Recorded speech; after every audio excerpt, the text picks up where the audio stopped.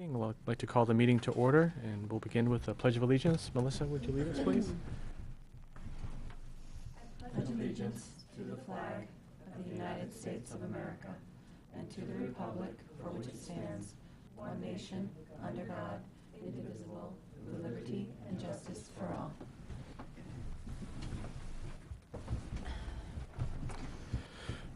Thank you, and welcome, everyone. I'll continue by reading our mission statement. The Newmarket School District is committed to the highest standards of quality education by creating a safe and successful learning community that embraces diversity and responds to the social, emotional, intellectual, and physical needs of every child. We are dedicated to fostering links to the broader community to ensure that students develop lifelong skills, enabling them to be contributing and productive members of society. Welcome, Meg. I apologize, I was at the principal's search. I was just going to explain that where you were and who you are. So, Pat and Joan are there still as well. Is that right? They are. So they're on their way Yep. at some point. Well, you beat them. I Well did, done. I actually ran out of the building. The first order of business tonight is recognitions. Dr. Hayes, would you like to offer an explanation? And we'll start that at the microphone.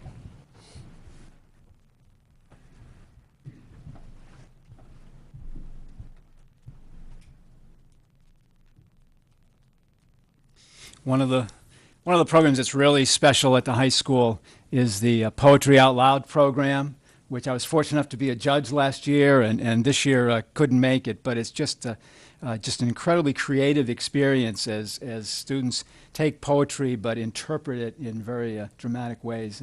And this year's program, we had a winner from our school who then went on and excelled regionally. And so we wanted to honor that student tonight as well as the advisors of the program, because it's just a terrific experience that they provide for our kids. So I'm going to ask Sarah Cross to come up and tell a bit more about Poetry Out Loud, and then we'll recognize people. Come on. Just right here? Yep. Yeah, we are still kind of busting over at the English department because it's been another really successful year of Poetry Out Loud. It's a national initiative sponsored by the National Poetry Foundation and the National Endowment for the Arts. And there are students from every state and also Puerto Rico and Washington, D.C. competing to go to the national competition where they can get up to $20,000 in college scholarship money. Newmarket was one of the first schools to participate back in 2005. We were part of the pilot program. And since we've had a very steady program, this year we had 10,000 students participate in New Hampshire, vying for the New Hampshire spot. And it's the second time 2 years in a row that we've had a student in the top 5 in the state, top 5 of 10,000. So we're thrilled, and Colin McKinney was that student for us this year, and it just continues to be a really exciting experience. And every year at Newmarket, we have standing room only audiences, and it's a program that continues to thrive, so we're very excited about it. Terrific. Thank you, So, Sarah. yeah. Colin, why don't you come up, please? Stick around, Sarah. Okay. Congratulations Thank to you. you. Really, what an honor. Yes. Thank you. Outstanding. Well done.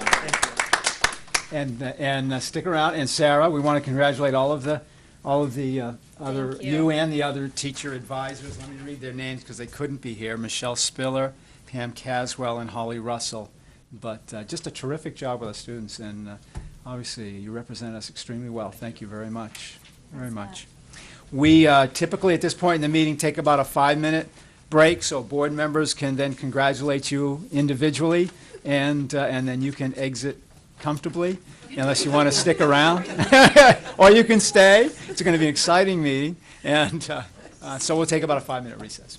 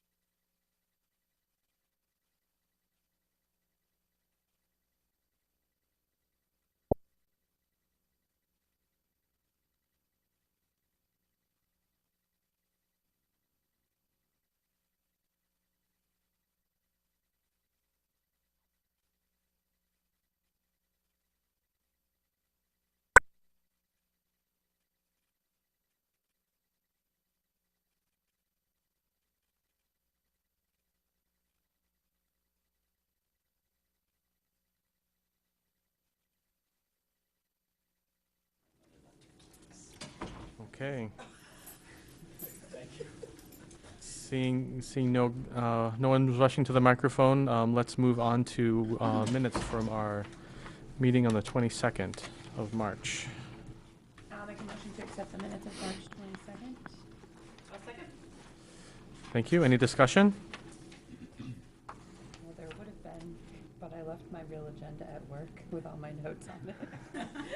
It was nothing really major. Nothing so, of no, the it was substance just that would my cause us little to. itty-bitty things that I find, so no matter.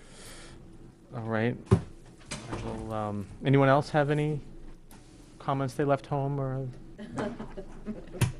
My dog ate it.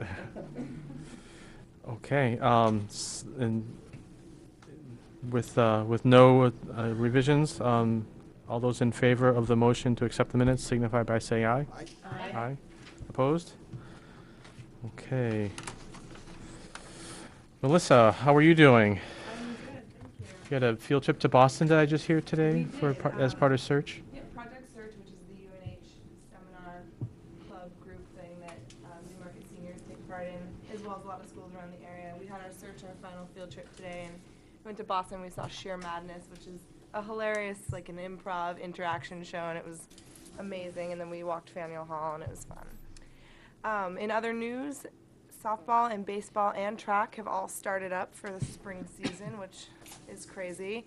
And quarter 3 closes tomorrow. Grades close out tomorrow, the 6th. And April 13th is our annual or biannual, something like that, talent night. And that is at 7 o'clock in the gymnasium at the high school. And let's see, what's the date on that? Well, the alumni dance, which is benefiting our sophomore class, which is 2014, is at the Rockingham Ballroom, 6 to 10. Why didn't I write a date down? April 13th. Is it also April 13th? Oh, okay. It's a Saturday. Is that No, right? April That'll 13th be is a Friday. Friday, so it's the 14th? Oh, okay, thank you. It's the Saturday. It's April 14th, Saturday, and I was told that they prefer, if you're going to attend, to buy tickets ahead of time so they know how much food to get, but there are also tickets at the door if you wish to do that as well. And that's from 6 to 10. This Saturday, we have Project Graduation Bingo at 11:30 to 3. There can't be too many left, so should get to it. It's not actually not this Saturday. Oh, it's not- Following, because the race, Road the race. Oh, right, the road race. Okay, so it's next Saturday. And then also April 14th is our high school spring fling dance, which is 7 to 10. And then the week after that will be our spring fling week of, our spirit week, that's what it's called. And that's everything. All right. Any questions for Melissa on all that fun stuff? Oh, yeah. It's all fun except for, I guess, grades closing tomorrow. Well, no, that's very fun. I like that. That's good. It keeps them moving along. Running out of that. Means you get like, what, 1 quarter left? 1 quarter left, yeah. It's ridiculous. Dr. Hayes, do you have anything you want to highlight from your superintendent's report? Yeah, I do. Actually, the first thing that I want to read actually wasn't in the report that I gave to you. It's a letter that I received from the Commissioner of Education, Department of Education. And so it was really kind of like topping off what I think has been terrific news for the district in terms of making adequate yearly progress. So there's a lot of excitement in our school district because we've achieved so well. As you know, dear Superintendent Hayes, as you know, the 2012 Adequate Yearly Progress, or AYP, reports for each New Hampshire school and school districts were released today by the New Hampshire Department of Education. The reports, required by state and federal law, are based on student participation and performance on the May 2011 New Hampshire Alternate Learning Progressions portfolios, the October 2011 NECAP results, and an additional indicator. Usually it's either attendance or a graduation rate. For 2 school districts, the 2012 AYP report is the second consecutive year in which the district has made adequate yearly progress in the areas for which the district was identified as in need of improvement. As sufficient progress has been documented for 2 consecutive years, the in need of improvement designation is removed for the Newmarket School District for the 2012-13 school year. So amongst only 2 of all of the districts in the state were no longer a Denny, which is a good news Yay. thing. Let me finish her letter. Congratulations to the leadership team and instructional staff of the Newmarket School District on your ongoing efforts to meet the needs of each child. The implementation of your district improvement plan has resulted in positive changes in student achievement. Your leadership team and instructional staff should be proud of this accomplishment. Please share my congratulations for this achievement with your staff, Virginia M. Barry, Commissioner of Education. And to add to our excitement, I felt Pat Ballantyne, who's curriculum coordinator and more than anybody works with the schools from the district level anyway to try and achieve this kind of success. So I wanted her to come tonight and comment a little bit more about the details and the success here.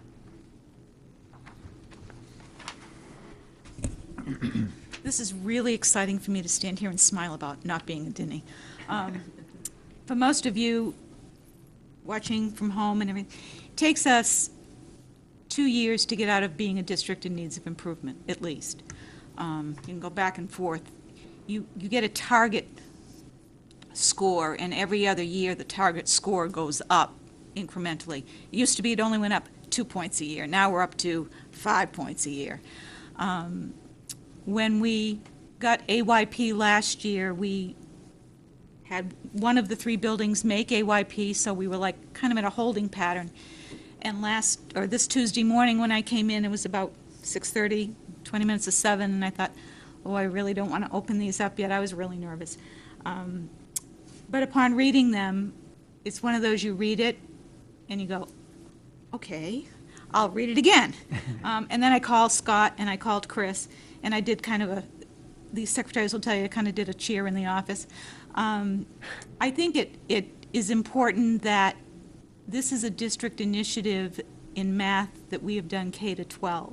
It's ongoing, we still have lots of work to do, but everybody's working towards increased math competency. You all know we've had an outside consultant, Mahesh Sharma. He was here today actually in the district. He was very proud of us. When you think that we were one of 2 districts to exit and 20 were admitted as Denny's, that's huge. I'm very pleased with everyone that works in the school, whether you're, everybody is on board for this. It's, the Denny was the big umbrella, and it was very exciting to be able to share that news with everyone. And they were all pleased. Everyone you speak to is just very pleased. Mahesh was pleased. I had the math department here all day. They were very pleased with themselves. There are certain areas we still need to work on, but everybody felt much more inspired to kind of move forward. It's hard to get that news and think you've worked really hard and you still didn't make it. This was just so uplifting to be able to do that. Really was. Thank you. Thank you. Thank you. Good, thank you, Pat. Terrific. I just want to put it, maybe add a little bit of perspective to it. The whole No Child Left Behind program has built into it every year the hurdle gets higher to stay out of being a district in need of improvement. But then once you're in, the hurdle keeps raising. So being several years into it, where we are currently, it was a very high hurdle to clear. So hats off to all the hard work. Yeah, and to give the specifics of this year, it was the elementary school that made AYP in both reading and math. And Scott, to give you an example of the target, Scott has given me some data on that. He said our whole school, our whole school index score for reading was 95.1, far exceeding that target of 91. So that's a pretty high target. The whole school's index score for math was 91.4, exceeding the target of 88. So the attendance rate continues to be significant because that's a piece of this as well. And of special significance to our AYP designation, our educational disability subgroup index score improved from 67.6 to 79.1. Wow. That's a big jump. So that shows some real effort from people, and it's really just great to see. So that was in reading, and then that's an improvement of 17%. And then in math, it went from 61.2 last year to 70.9. So that's an increase of 15%. So kudos all the way around. Really, really good news. So happy to share that. Let's see, what else have I got? From the elementary school, I got a few things. Fourth graders just made their annual trip to the State House and other sites at the Capitol in Concord yesterday. They were, it was especially memorable because one of the 4 state reps, Marcia Moody, served as a chaperone on the trip. So that was nice. Fifth graders visited Enterprise City this past Monday.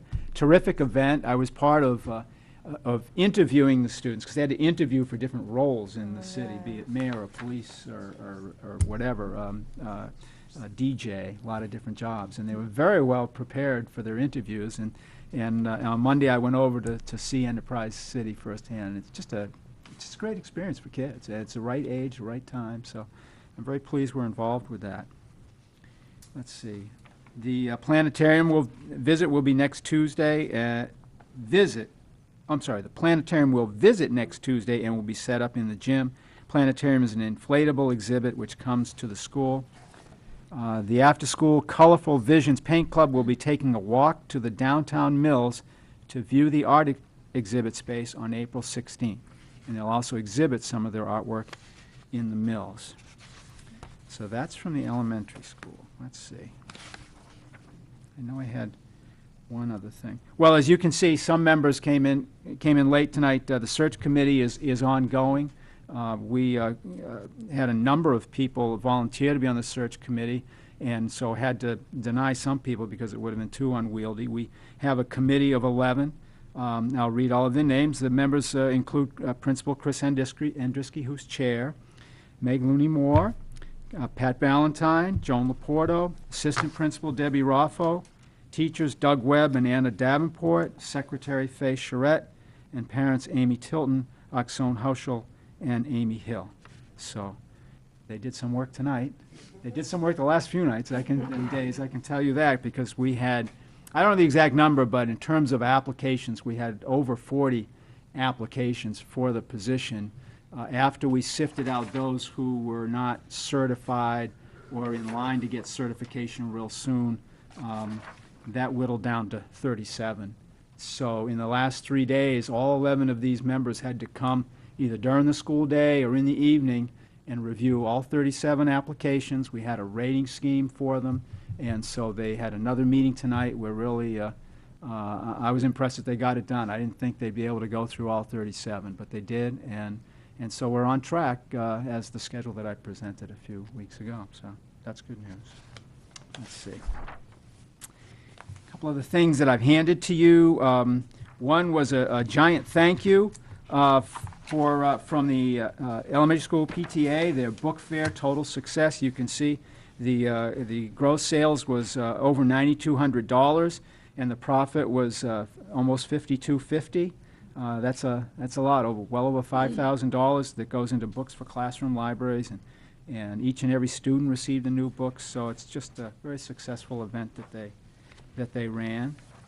And lastly, just a reminder, the Newmarket School to Career Partnership will have its School to Career Career Fair on April 18th from 8:30 till 11:15 in our gymnasium. And that's it. Anyone have any questions regarding all those things? I won't ask for a reenactment of Pat's dance in the office. It was something to behold. All right. On to facilities. Are there updates there? I do.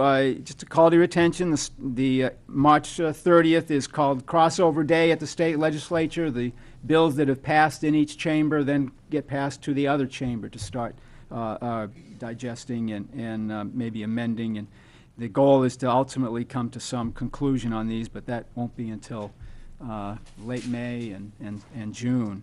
But in any case, there are two bills dealing with school building aid, SB 383 and HB 533. So those both got passed, and it's going to be interesting to see what the final bill looks like. Fire and life safety, on April 4th, I had a meeting. Joan and I had a meeting with Dan Bisson and a representative from SFC Engineering, and we talked about what to do about fire and life safety. As we all know, we had a warrant article that approved funds to go into a dual-purpose account. One purpose was fire and life safety, and so the question is, what do? We have a 3-year plan and so forth, and here's basically where we settled. The summer work that still needs to happen is related to the ceilings. That is a fire and life safety element, and 2 pieces that were not done but need to be done. We need to do a better inspection of the ceilings on the 2nd floor in the old building. It's a similar construction. When we did an inspection past, it didn't look anywhere as near the same as what we saw on the 1st floor. That's why we didn't address it. But to be thorough, we want to check all of those ceilings. Secondly, the woodworking shop, if you recall, the fix to the ceilings there was to paint the ceilings with a fire retardant paint.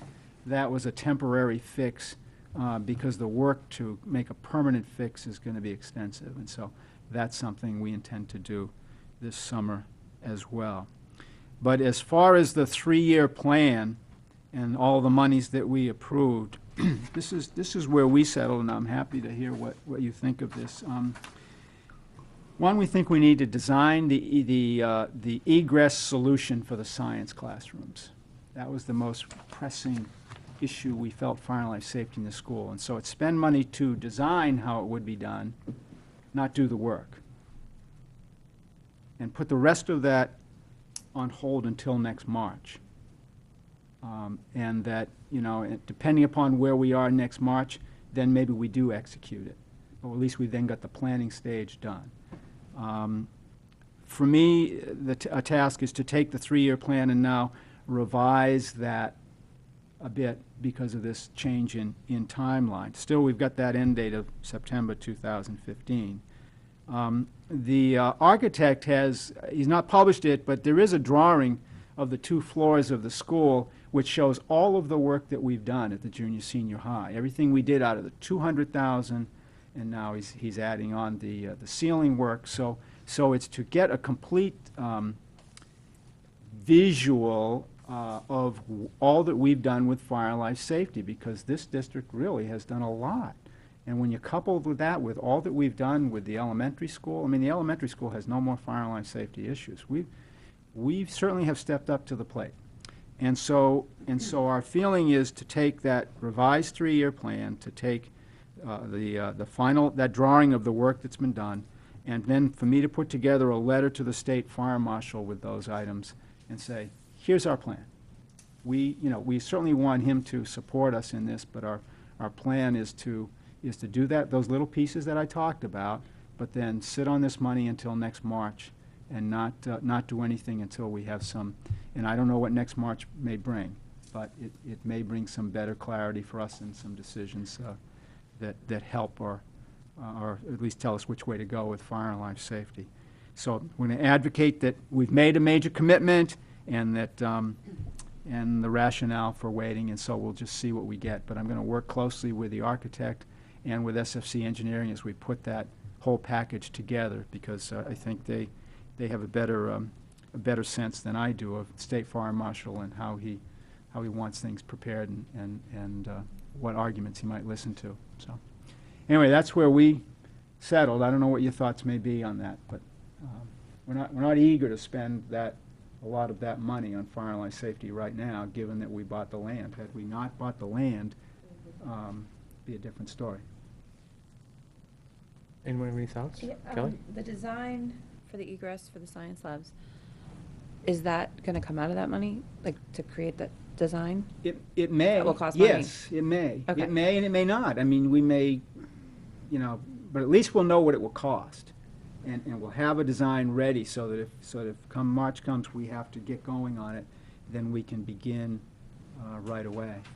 And so monies could come out of that pool, could be a separate item on next March's warrant. I don't know, but depending upon what we may know next March, we need to be ready to be doing something just in case.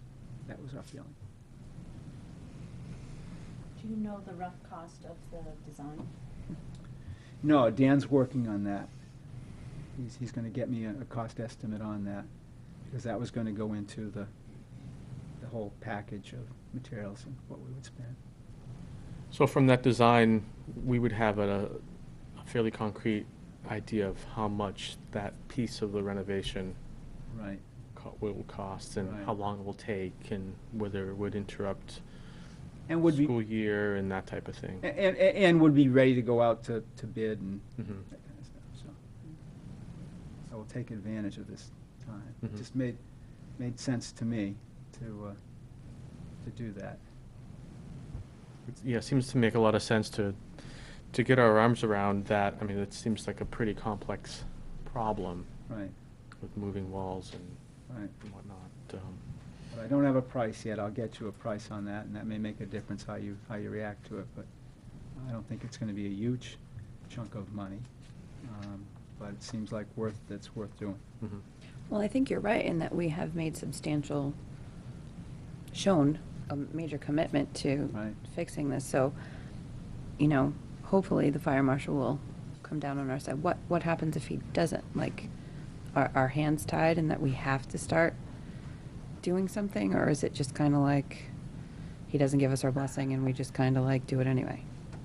Isn't that the elephant in the room? I mean, I don't know. We don't I know, okay. I We mean, we just- know we have September 2015. Okay. And I'm hoping they'll find some flexibility within that time period to allow us to get it done in our own. okay. Anything else? No, I think it sounds like a reasonable plan. I mean, I think you're trying to satisfy different Mm.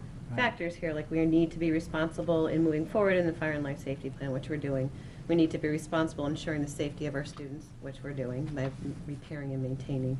And then also being fiscally responsible instead of leaping into spending all of the monies that the town Mhm. has approved for us. Right. So I think Yeah. you're thinking of all the bases in a responsible way. Okay. Sounds good. Well said. Okay. That's all I have on facilities. Okay. On to program then. We have a elementary school PTA annual spring auction. We have Tony Weinstein here this evening to explain some more about that.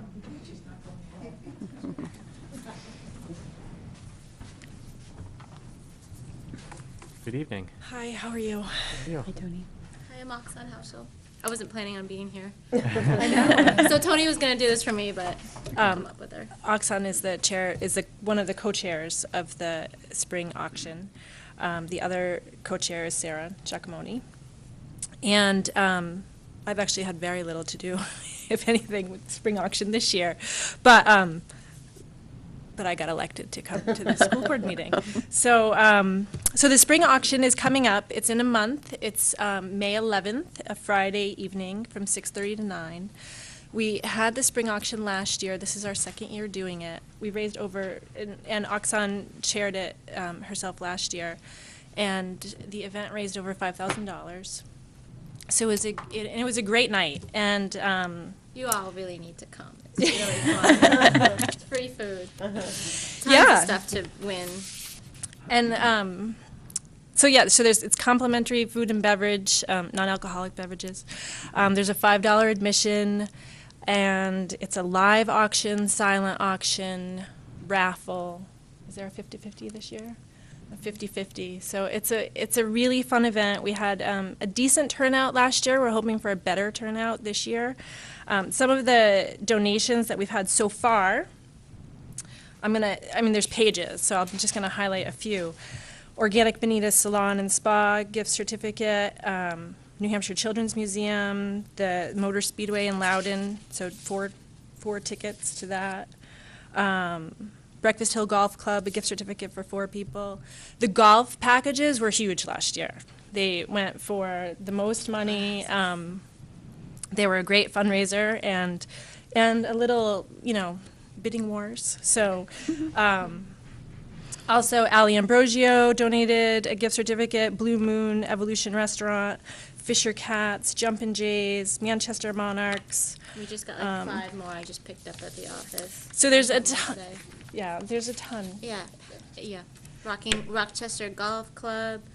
Wentworth by the Sea, Water a lot. Country, like all kinds of things that people can bid on. And we've also had 2 corporate sponsors? Yeah, this year I did something different. I sent out some letters to businesses where I thought they didn't have anything tangible that we could auction off, but I asked them to sponsor us, so that money would go directly to the auction and to the lab fund, which the auction pretty much funds. And so far, we've gotten something from Russ Sound. They actually sent us a sponsorship money and an item. Oh, nice. And Kenton Pelzar sent us something as well. And so we're still looking. I've had people calling businesses all week just to follow up on the letters that they received. And a lot of them have said that they've gotten really good positive feedback and that they plan on sending more stuff our way. And Tony mentioned we had a good turnout last year. It could have been a lot better. And actually, there was only less than 50 tickets sold, perhaps. But the fact that we made so much money with only that amount of people just goes to show you that if we just had another 50 added on top of that, we could offer so much more to the kids. And, we were able to do a drama club from that money and a Lego club. And just to give you a sense of what that money goes for, so we started a lab program, that's what it's called, Leaps and Bounds. And that program, we identified some needs at the school, at the elementary school, what parents thought, we needed for after-school enrichment activities. And two of the things that were highlighted were science-based, so like a Lego club, or one of the things maybe in the future would be like Destination Imagination, which is a big program in the state and in the country. And then the other thing was a drama program. And the drama program has over 150 kids in it. So just to give a sense of the need. And the Lego program, which Oxon was Was one of the advisors. for first, second, and third graders, had over First and second graders, I had over 60 applicants, and I first and could only second. take 15. And then third, fourth, and fifth graders had just about as many, maybe a little more, but they're able to have a little more in their group. I think they had maybe 25. But it was horrible having to send out, I'm sorry you didn't make it, and it would be lovely just to be able to accept everybody. And they all had a fantastic time. The parents said that they just enjoyed it. They looked forward to it.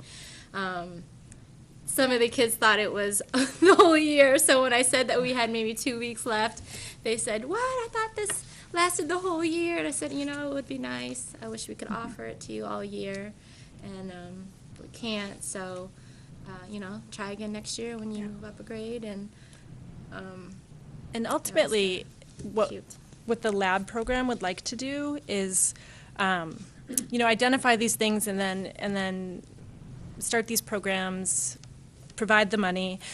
We also got grants through NCEP for some of the supplies, and then in a perfect world, they would be rolled into the budget. So I know that didn't happen this year, but hopefully in the future that could happen. Although I did really appreciate the very thoughtful discussion that the board had about Lego Club.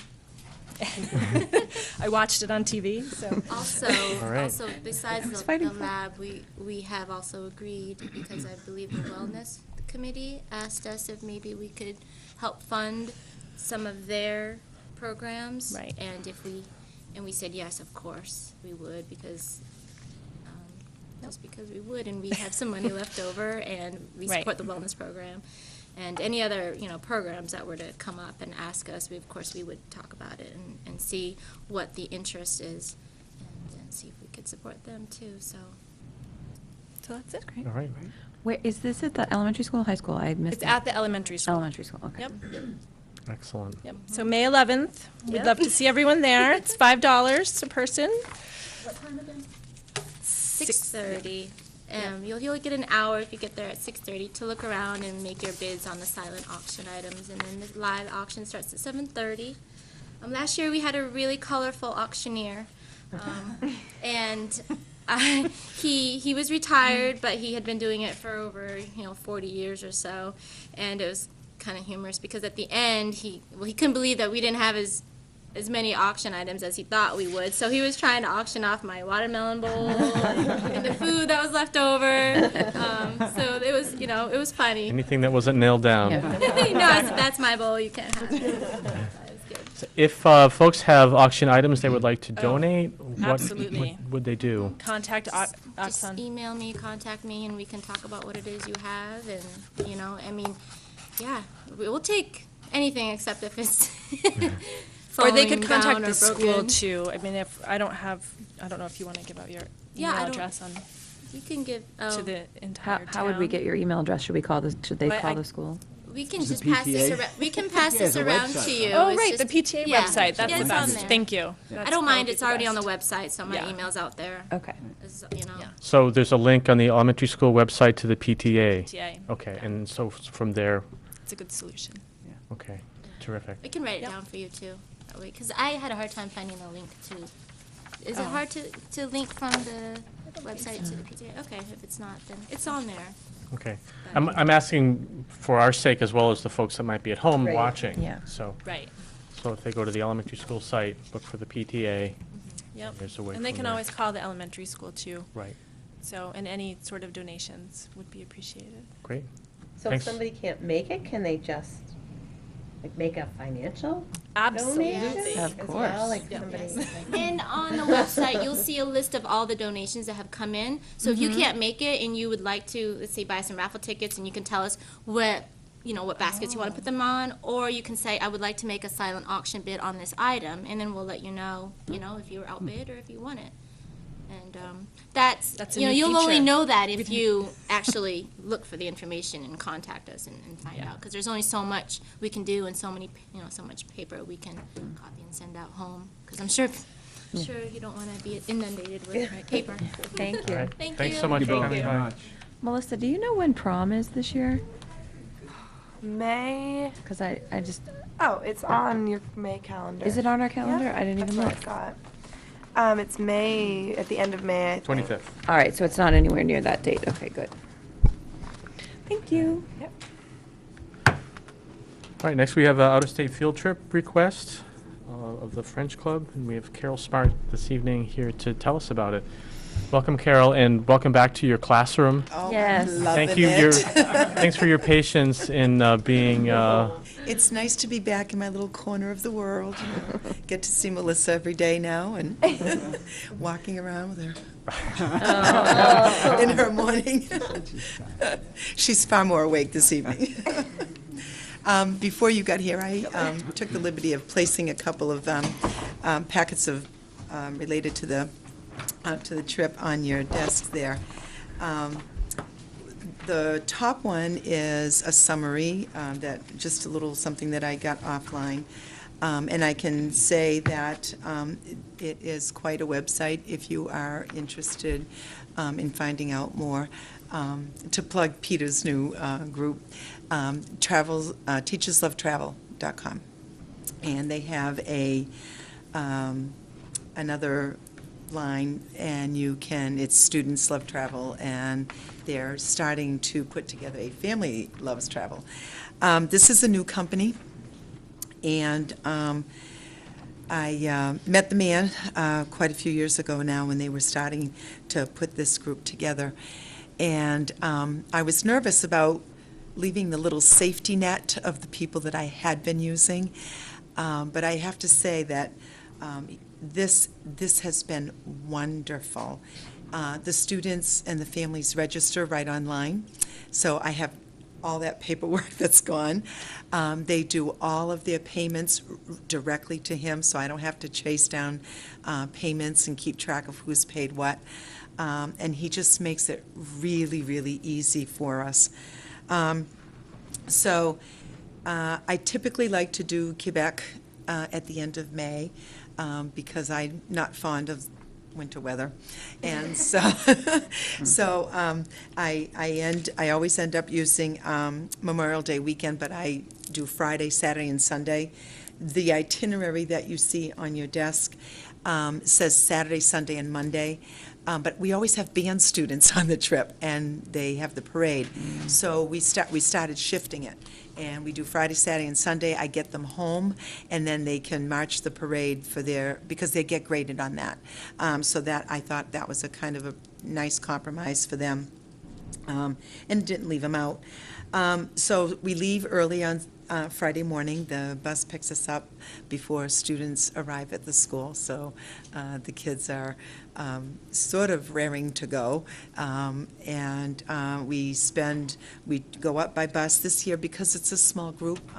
The owner of the company is actually driving a van for us, so we could not have to pay for a big bus.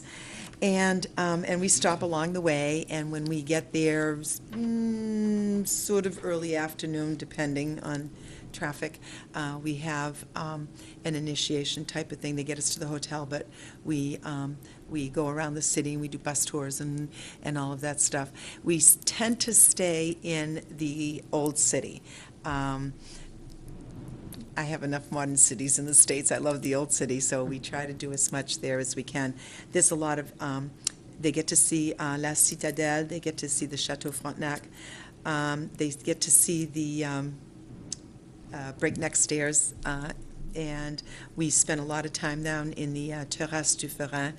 I have a little reader that I do with the kids called Poursuite à Québec, and so they learn about the places in the old city, and they go, oh, we know that from the book, so they get all excited about that. So there's a real connection for them. So they get to see Rue du Trésor, and they get to buy some of the paintings and the drawings that they sell out on the street. Breakfast and dinners are all included in the trip. The hotel costs are taken care of. All of the excursions that we do are all paid for ahead of time. And I always plan something for the morning, and then something for the afternoon, and something for the evening. And basically, they're up at 6 a.m. and sorry, Melissa. We'll never get up that early. They're up at 6. And then we're off to breakfast, and I get them back, and sometimes it's a little after midnight, but I fill their day and make sure that they get to see as much as they can. So yeah, and they get to enjoy some of the traditional type foods. We do the Plains of Abraham. We go to Saint-Anne-de-Beaupré, which is the basilica just outside the city. We do the Montmorency Falls, and the kids all know I'm chicken, and that I don't like heights, and I don't like having to climb a chair to straighten out my clock. And so this is like a footbridge, and you can feel the falls rumbling under your feet. And so I make sure that if I go across that, they're coming with me. So we all hold hands, and we cross the footbridge. And then when you get to the other side, what's really neat is you've climbed all the way up to do this, and then we get to climb back down, and the stairs that takes you down to like the falls, and you get soaked, just going by and stuff like that. So they enjoyed that a lot. So they get to taste crepes and a lot of the French Canadian food, and like cordon and traditional meat pies and stuff like that. So they have 3 days that is really full, and they're plenty tired when they get home. So. Sounds great. And the other piece is the insurance packet. This is what they get covered. This costs them $35, and it covers them medically, and should something come up for trip cancellation. If you're flying, it covers for baggage delays and all of that other stuff. So. Okay. Anyone have any questions regarding this field trip request?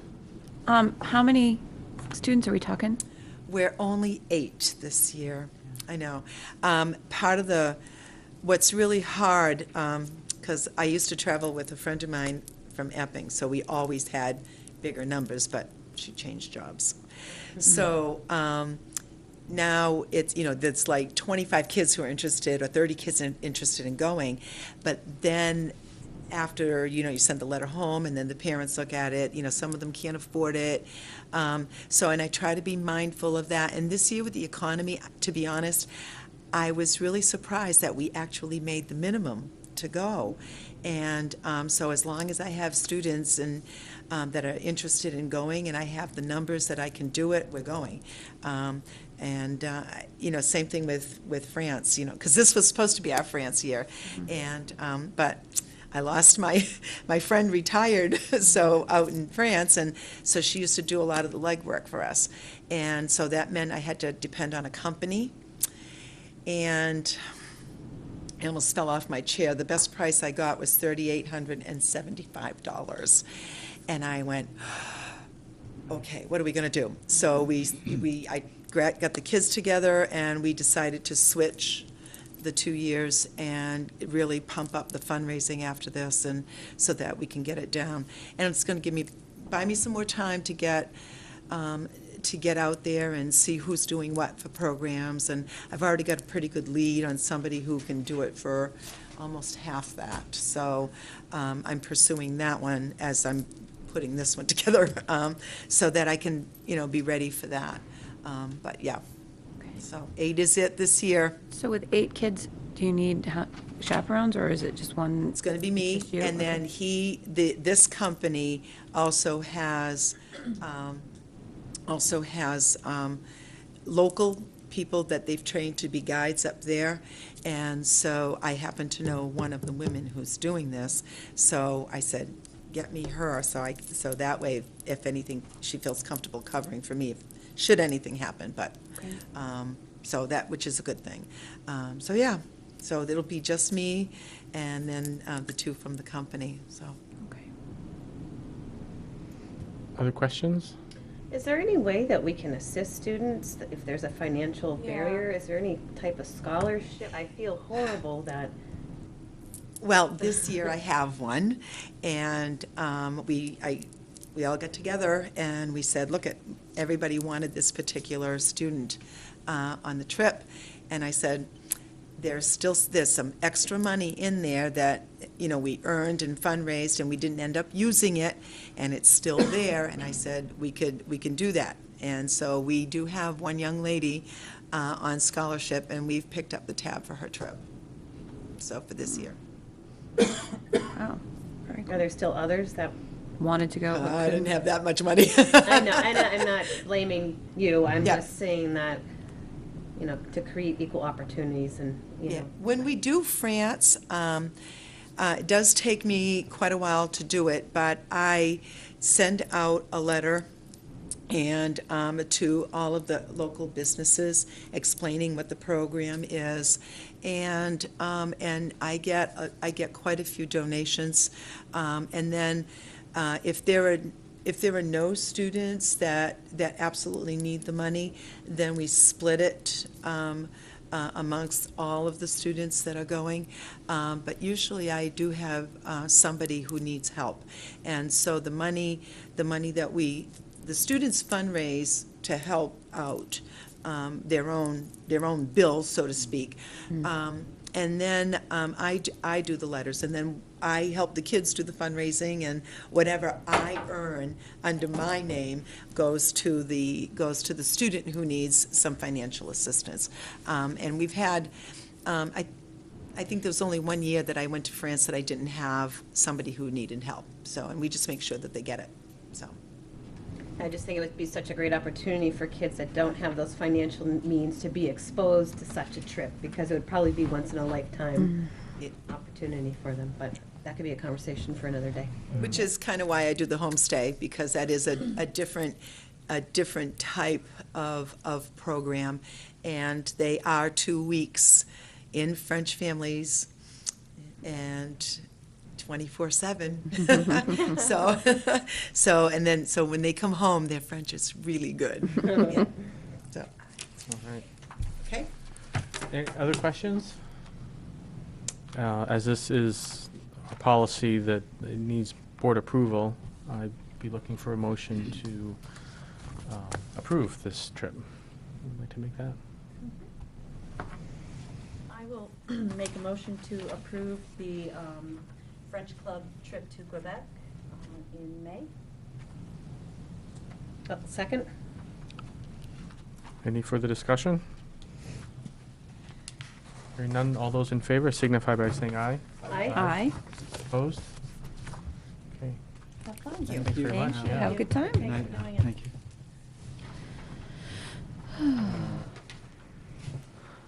Next, we have our Tech Operations Manager here this evening, Dan Seuss, to speak to us regarding the vision for technology infrastructure. Good evening, Dan. How are you? Good, how are you? Good so far. It's always a joy to come talk about what we need. Always a joy to come talk about what we need. Since I've been here, I've been doing a lot of discovery work. We've had some serious issues with our network infrastructure. We've added some computers to the library and to a lab, and we're in the process of getting more bandwidth. And to get to the core of what we really need to do, we really need to update our entire infrastructure. Right now, our network infrastructure is compromised of 4 different network operating systems where there should be one, to give us an effective, efficient, consistently running network. And those are the big 3. Without those 3, we become helpless in the classroom, administratively, and people just can't do their jobs. So what I've done over the past few months is I've looked at some different ways that we can update, some directions we can go in. And what I've come up with is a basic Windows infrastructure that, because of the size of our district, only being 3 buildings, will suffice us for half the price of going virtual. Looking at new servers in, to switch the network system we have, which is Novell, which is basically a system circa 1997, 1999, to a Windows 2008 server domain, completely removing the Novell bottleneck, antiquity. We've, with our new machines we've installed, we have issues with them talking to the old network. So any further moves we want to take to go forward are being hindered by what we have in place now. And without updating it, we're really not going to be able to go anywhere. We can buy whatever we want for our classrooms or for our offices, but when we plug them in, we're going to fail if we don't address this now. So this is kind of a must in order to go forward. And what I've come up with is, again, a Windows 2008 Revision 2 system where we would build a wide area network with a local area network in each building. So we would have a server in each area acting as a domain controller. We would have to change our email system from GroupWise to Microsoft Exchange, which would be what our 4th server would be for. The things we have running virtually now, because we have one virtual server, we can leave in place, and utilizing the management tool through Microsoft, the Active Directory, we can incorporate it into it. We can utilize the 2 new boxes we have, along with any other boxes worthy of keeping, into the Active Directory network with some updates. So I believe you handed everyone, and I mean, I think what I found, going virtual just for the hardware alone, we're looking, hardware and software, we're looking in the area of $70,000 to $80,000.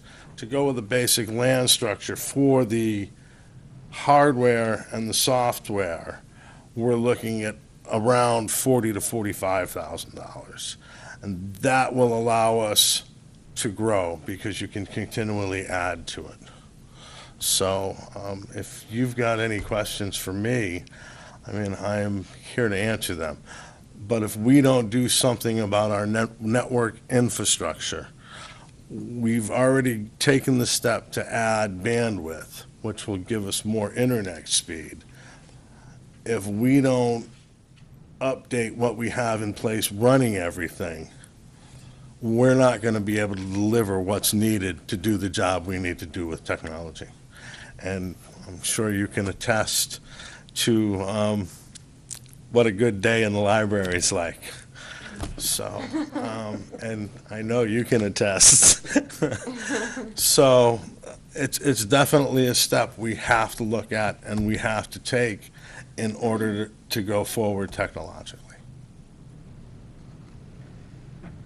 So at the district level, we really already made that commitment to do the additional bandwidth and following, Dan's lead, looking to find a way to find some money to make this happen, because it's just, in every way, from student to administrator to teacher, it's just It's really happening. frustration. We put in new machines to relieve stress, and due to the lack of communication between 64-bit Windows machines and the Novell NetWare, it drives people crazy. It's a bigger headache than it's been, and we, theoretically, we're taking a step in the right direction, but because we didn't have the backbone to back it up, we've had failures that we've had to address rather than move forward. We've corrected a lot of the failures, but a lot of the failures aren't going to be able to be corrected until we replace that infrastructure, update it. Oh, go ahead. No, please. I was gonna say, is that the reason that we've had all this proxy problem, people The signing in? proxy, before I arrived, a firewall was purchased, a Fortinet firewall, which has been put in place. In putting that in place, we removed the proxy server. The internet settings to every internet browser were pointed to that proxy server, and it was done through an imaging process so that you couldn't go onto the machine, change it, and have it state change. It would continually revert and default backwards. That's the proxy issue. But that's been alleviated because we've created a new image, and they don't have to deal with that anymore. That was another headache that you One of had the to little fix. speed bumps we had, and there's been a lot of little speed bumps, and I think between myself and Jameson, we've handled them well. People have been very patient for what we've been doing, and they know that we're looking ahead, but looking ahead doesn't help them now. I got an email the other day from a very frustrated principal who lost connection while he was trying to do an observation. And this is a wireless thing, and we've got great wireless in the hallways at the junior, senior high school, but as soon as you walk into a classroom and shut the door, you lose the wireless. To fix it, we're going to need in that building an access point pretty much in, if not in every classroom, at least every other classroom, so you can get the overlap. And, we've got access points in next year's budget. We've got some we can recycle, but it's just, we have to have the backbone to back it up. And that's where the proposal I've come up with after looking at solutions comes from. This one, to me, seems to be the most cost-effective, the most efficient, and the most effective.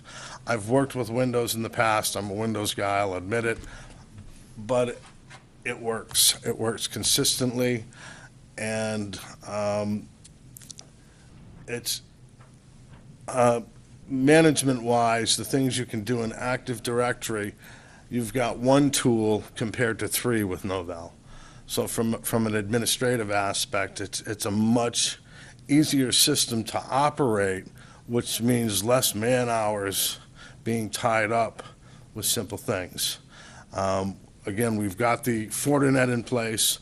We're training on it.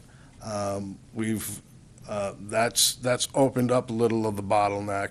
It shows us where we're using bandwidth, and it shows us that every day during school we're using all 6 megabytes. And the only thing I haven't seen is whether it can show us between locations who gets what. but it's a pretty awesome tool. And with where we want to go, this proposal, in my eyes, is without a doubt our next step. I have a question. In creating more bandwidth this year, is that what the blocking the live music streaming and? We haven't That done was- it, but that's that- what I yeah, was but that's asking. the next Right. thing. Well, that's, if we block streaming, we will ease up on the bandwidth for other things. You know, if we don't listen to Pandora, if we don't watch YouTube, if we can curb it and use it strictly for educational purposes, Right, that's because. that would make a big dent. But you know as well as I do, when you know, when you're doing virtual high school, you want to sit there and listen to the music, and so you're actually doubling the bandwidth. You know, and in talking with Mr. Andruski about it, he doesn't really want to cut that off because he knows that it helps the students be productive to have that. And also, I have lots of teachers who integrate technology in teaching, and I know in the Spanish department, because I'm a teacher aide there, and they use lots of YouTube and for cultural things, and I know I make cultural points every week, and I use a YouTube video every single week. You know, so I mean, And we so are. everyone uses I it. mean, with the Fortinet, you can see every day we're using all 6 megabytes of what we have coming in. And with our update, we're going to actually be increasing by 750% the bandwidth we have coming in. Now, this is for telephones and internet, and phones are proprietary. But if we're where we are now with 6, with 45, we're going to see a tremendous increase, you know. And is that the thing that's going to happen in July? It's in process Hopefully. now, and hopefully by July 1, it'll be on, but by July, July 15th. somewhere in there. So you know. before the beginning of next school year? Yes, Yeah. yes, Good. absolutely. Okay. I know you have tons of questions. Just a couple. Okay. Why the long delay before we get more bandwidth? That is how long it takes to build the circuit. And basically, we are not at our ISP's mercy, we're at Fairpoint's mercy, because Fairpoint actually owns the lines. So our vendor, who we got our prices from, purchases it, and it is built by Fairpoint, not So One Communications, is it, or what, Earthlink. Earthlink? Earthlink. Which formerly known as, right? Correct. They buy bandwidth essentially from, From Fairpoint. Fairpoint. Fairpoint owns the lines, so everything comes through Fairpoint. we need Fairpoint another sells. fiber pulled somewhere, or I'm sorry. if they just need to turn some switches on, it No, should it's, be- we're going from 3 dual T1s to a DS3 cable connection. It's actually different cable. I've seen them do it before, and it's quite a process. I mean, yes, they throw some switches, but I'm sure they'll be connecting different cables to the high school from what I've seen in the past. We'll definitely have a new connection coming in. Once it's at the building, that's where Earthlink or OneCom will take over. It'll come into our router there or their router there, and we'll be able to split it up from there to our 3 locations. Okay. Seems like it's a long, Yes, and we pushed for, Arguably- we pushed for sooner, but, you know, July was the best we could do because we pushed hard. Actually, it helps us because of our E-rate funding. I had to quickly file paperwork, and our contract really will start in July, and that helps me with the E-rate funding. We're going to get about $41,000 back in E-rate funding to offset the increased cost of the increased bandwidth. So it helps because our phone bills have been out of sight and not budgeted appropriately. So it was really important for us to start the contract year. It was a big thing about dates when we signed it, everything, so I was just as happy, to be honest with you. I know I'm miserable with my technology, but Not looking you. for the revenue, I was pretty happy. So then, moving back to that topic, I can see YouTube as a big place in educationally. I listen to Pandora at work all day, every day. It's great. I mean, I don't want to do a commercial for it, but there's value there, but it's entertainment value. Absolutely. And you can't pick what song you're going to listen to. You can pick a genre or a band or whatever.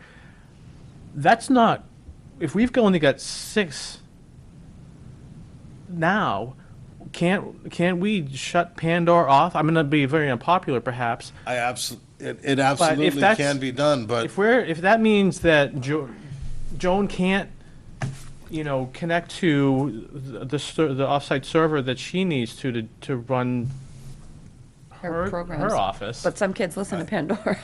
See, that's an easy it's not call just for the me. kids. It's not just the kids. No, I know, I'm sorry, I didn't mean it to. If Jim's in his office listening to Pandora and Joan can't do her work Oh, that would never happen. because he's on Pandora, you know what I'm saying? Let's hear the music. It is an option for us, and I brought the option up, and the decision, beyond me has been made not to make it happen at the building administrative level. They don't want to do that. I mean, We'll talk about that. There's a And certain- I mean, it's something that can be readdressed anytime, because for me, it's simple, especially with the Fortinet. I just type the URL in and hit block, and boom, it's gone. It's, can't get I there know anymore. that there's a group of kids out there that are saying, I study better with music. My daughter tries to tell me that all the time, but this is not, we can't afford that right now. It's not. We can not talk a about that perk. later. I was gonna say, maybe we can think about allowing iPod music or something instead of. In study halls or something, not during class, but. Right. Right. That's definitely. But if We have bigger if we've problems. we can put music on our network somehow rather than streaming it from the internet, or have someone's device. And we're moving quickly into a policy for later. Absolutely. Later in And- tonight's agenda. I see a policy in part. coming. But it seems to me if we're starving for bandwidth, we need to choose. The most important, We are using every bit of bandwidth we have, without a doubt, all day long. And we can tell when the lulls are. And from 7 to 3 o'clock, there really are no lulls. I mean, and people have become accustomed to, slower speeds, which is why they don't, they know this is what we have. And since the Fortinet has replaced the Border Manager proxy server, it's actually been better because that relieved a bottleneck. So I mean, we're taking steps in the right direction. And again, blocking things from coming through, video, audio, are things that can be done. I don't, I definitely don't want to be the person who makes that decision on my own. But I think that's an administrative decision that's got to be looked at. But I think losing the tools educationally is a big hit. I mean, YouTube is an awesome tool in the classroom, but it can also be abused. I think the key is teaching how to use the tool ethically and honestly. So that's, you Yeah, can well, you that's can work another- on that one. Right. You, in your discussion here that was included in our packet, speaking of the Fortinet piece, there was some comments about some staff training necessary for that. This tool, to be used to its fullest, absolutely is going to require training. This is a firewall that can do many things that policies are written through. I was on the phone with Fortinet engineers today in order to allow a certain program to be downloaded because we couldn't figure out, I was in the right place, just didn't have the right numbers plugged in. So there is definitely training that's going to be, a must on it. Right now, we're utilizing it minimally. We're not using it to its full potential. To become an expert with a Fortinet, there's probably several layers you can get to with the device. But for us to use it for our needs right now, my knowledge base, because I've used a Sonic Wall, which is a similar tool, just not as extensive, I get around it fairly well, and still, because it's new, I still have the advice of our vendors, but they've given me a list of online coursework to take and things like that. So when I was reading this, my interpretation maybe was wrong, that all staff in the building would need to be trained on it. Oh, no, just the IT staff. You know, Jameson and myself are who I was basically referring to there. We both need to become proficient with it. You know, one of us a little more than the other, but I mean, right now, we're both utilizing it. I'm probably using it a little bit more than Jameson is because his duties take him elsewhere. But we're both using it, and it's being used pretty effectively, and I'm actually finding it easier than I thought, especially in creating some policies, you know, so we can allow certain downloads and you know, open up a specific port for a specific thing rather than allowing everything to come through that port, which is something I learned today on the phones with their engineers. So, Jumping back a little bit, you talked about needing a wireless access point in every classroom. My understanding is you get about a 75-foot radius from a wireless access point. without interference. Now, when you look at the cinder block and the wire mesh that's in the walls of the high school, you have serious obstruction of a wireless signal. The wire mesh glass in the classroom doors is a huge inhibitor of the frequency, the frequency waves of that. It's amazing to see. I have a tool that measures wireless, and on the second floor, I believe, you've got the first two classrooms on the left, and right above, we have an access point.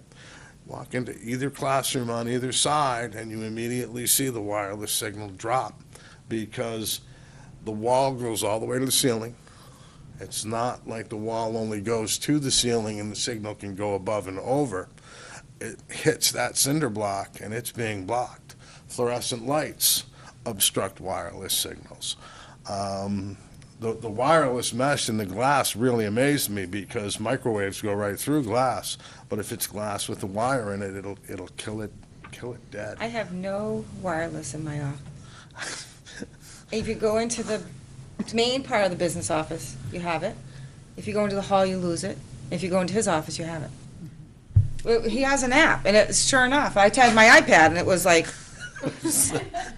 you can't have it. It doesn't work in my office. You have to at go in all. Jim's office and listen to Pandora. I told him I was taking over his office, but it was amazing, because I'm like leaning out a window, trying to get, and I have no access. I can't use my iPad wirelessly in my office. I have to go sit at the table in the business office. Is that access point on the ceiling going down? I don't know where it is. It's actually, there's only one access point, and it's on the opposite side of the building. And she has a wall that goes above and beyond. I just work for a wireless company, and Yeah. this is what I do all day long, is Right. talk to people on the phone with APs and trying to get coverage in buildings. And Yep. there's saying that an access point should give you a fixed radius. RF is just, there's no round number that you normally use. They don't radiate in circular patterns, and there's no fixed rule for it. And we have this happen all the time. People say, yeah, if we close the door to the patient's room, we've got no signal on this cart that we wired in. If we open the door, it's good again. Sounds like we've got expertise in the community. In my world, that's, thank you. But, it's true. It's a strange thing. When the glass with the wire in it really amazed me. I thought glass was glass, but the wire in it it kills the signal. Why do we have wire in our glass? It's It's safety glass. Stronger. Who knew? I should probably, I guess. I'm also struggling with and forgive me, I'm getting into maybe some minutia. The ability to connect these new computers that we bought. We bought a ton of computers. They seem to sit around for a long time before We they were bought installed. 50 computers. They're all deployed now. They are 64-bit Windows 7 machines. They are top-of-the-line workstations. And we're connecting to a 15-year-old network operating system. with this top of the line. The network doesn't have what it takes to talk to the 64-bit machine. But it's still talking TCP/IP. It is still talking TCP/IP, correct. And TCP/IP isn't really the problem. It's the network utilities that are the problem. It doesn't, Because the network utilities were built for 32-bit machines. Windows XP being the maximum machine that network was. Actually, Windows 2000 would have been the maximum machine when the network operating system was put into service. So working with a 64-bit machine compared to a 30, the communication just isn't going to be there 100% because that's not what it's made to do. Sorta. It's not the same language. Sorta. Trying to sound Stop like showing a- up. Like you know what you're talking about. But that's what it is. I mean, it's just when our network operating system, the Novell system was new, there was no such thing as a 64-bit operating system. You know. You've got a traffic cop that speaks Mandarin Chinese trying to direct traffic to people that all speak English. That's about it. I guess on the That's a theme good one. of the, trying to look at what we have on our network that might not need to be there, Pandora being my poster child. I'm wondering if there's some things, you talk a little bit about some things that we can have hosted elsewhere, Moodle, Correct. some of the things. Again, in my proposal, I don't propose to do anything right now with the Moodle, the website, because we have it on one machine that's a virtual machine where we host everything on one machine and store everything in there. Those would be the things to host on the outside, and they would decrease network traffic considerably because they're, our website being housed inside the network is getting hits from outside and inside. So that's two-way traffic that we could do away with if we had somebody else host it. And from what the web committee has researched, it's not that expensive. I would look to host all the applications in one place rather than split them up because I think we could get a better deal. And there are a ton of companies out there that are host companies. There's people that specialize in Moodle, and we use Moodle heavily. We're a version or two behind because it's on the virtual server and it works. I would rather have it be a version or two behind and work than upgrade it and have it crash. But to host it outside with someone who maintains it, we could maintain it at its highest level. We wouldn't have to worry about storage, and it would eliminate network traffic. So, it's an option we can look at. That seems really attractive to me, like on July 2nd, when we've got a bunch more bandwidth to the outside, so we can get at those sort of things. If the high school loses power, now we've got staff that are trying to work from home and they can't because the web server's down. Right. The Moodle's down. Everything's relying on that building in a world where we can distribute some of those things. Correct. To whether it's somewhere far away or a server farm in Portsmouth or what have you. There are local and national server farms we can go to. Earthlink has approached me. And my response to Earthlink was, show me you can do this right first. But there are a lot of companies out there that host things in the cloud or base them in the on the web. And I think that for us is a viable option with the Moodle, the Joomla, the website, the Mahara, things like that. If we're allowing our student information system, if we're trusting that data out there, then that's our most valuable data. So next to our accounting, and our accounting stuff is out there as well. So we've got our most valuable data out in the cloud.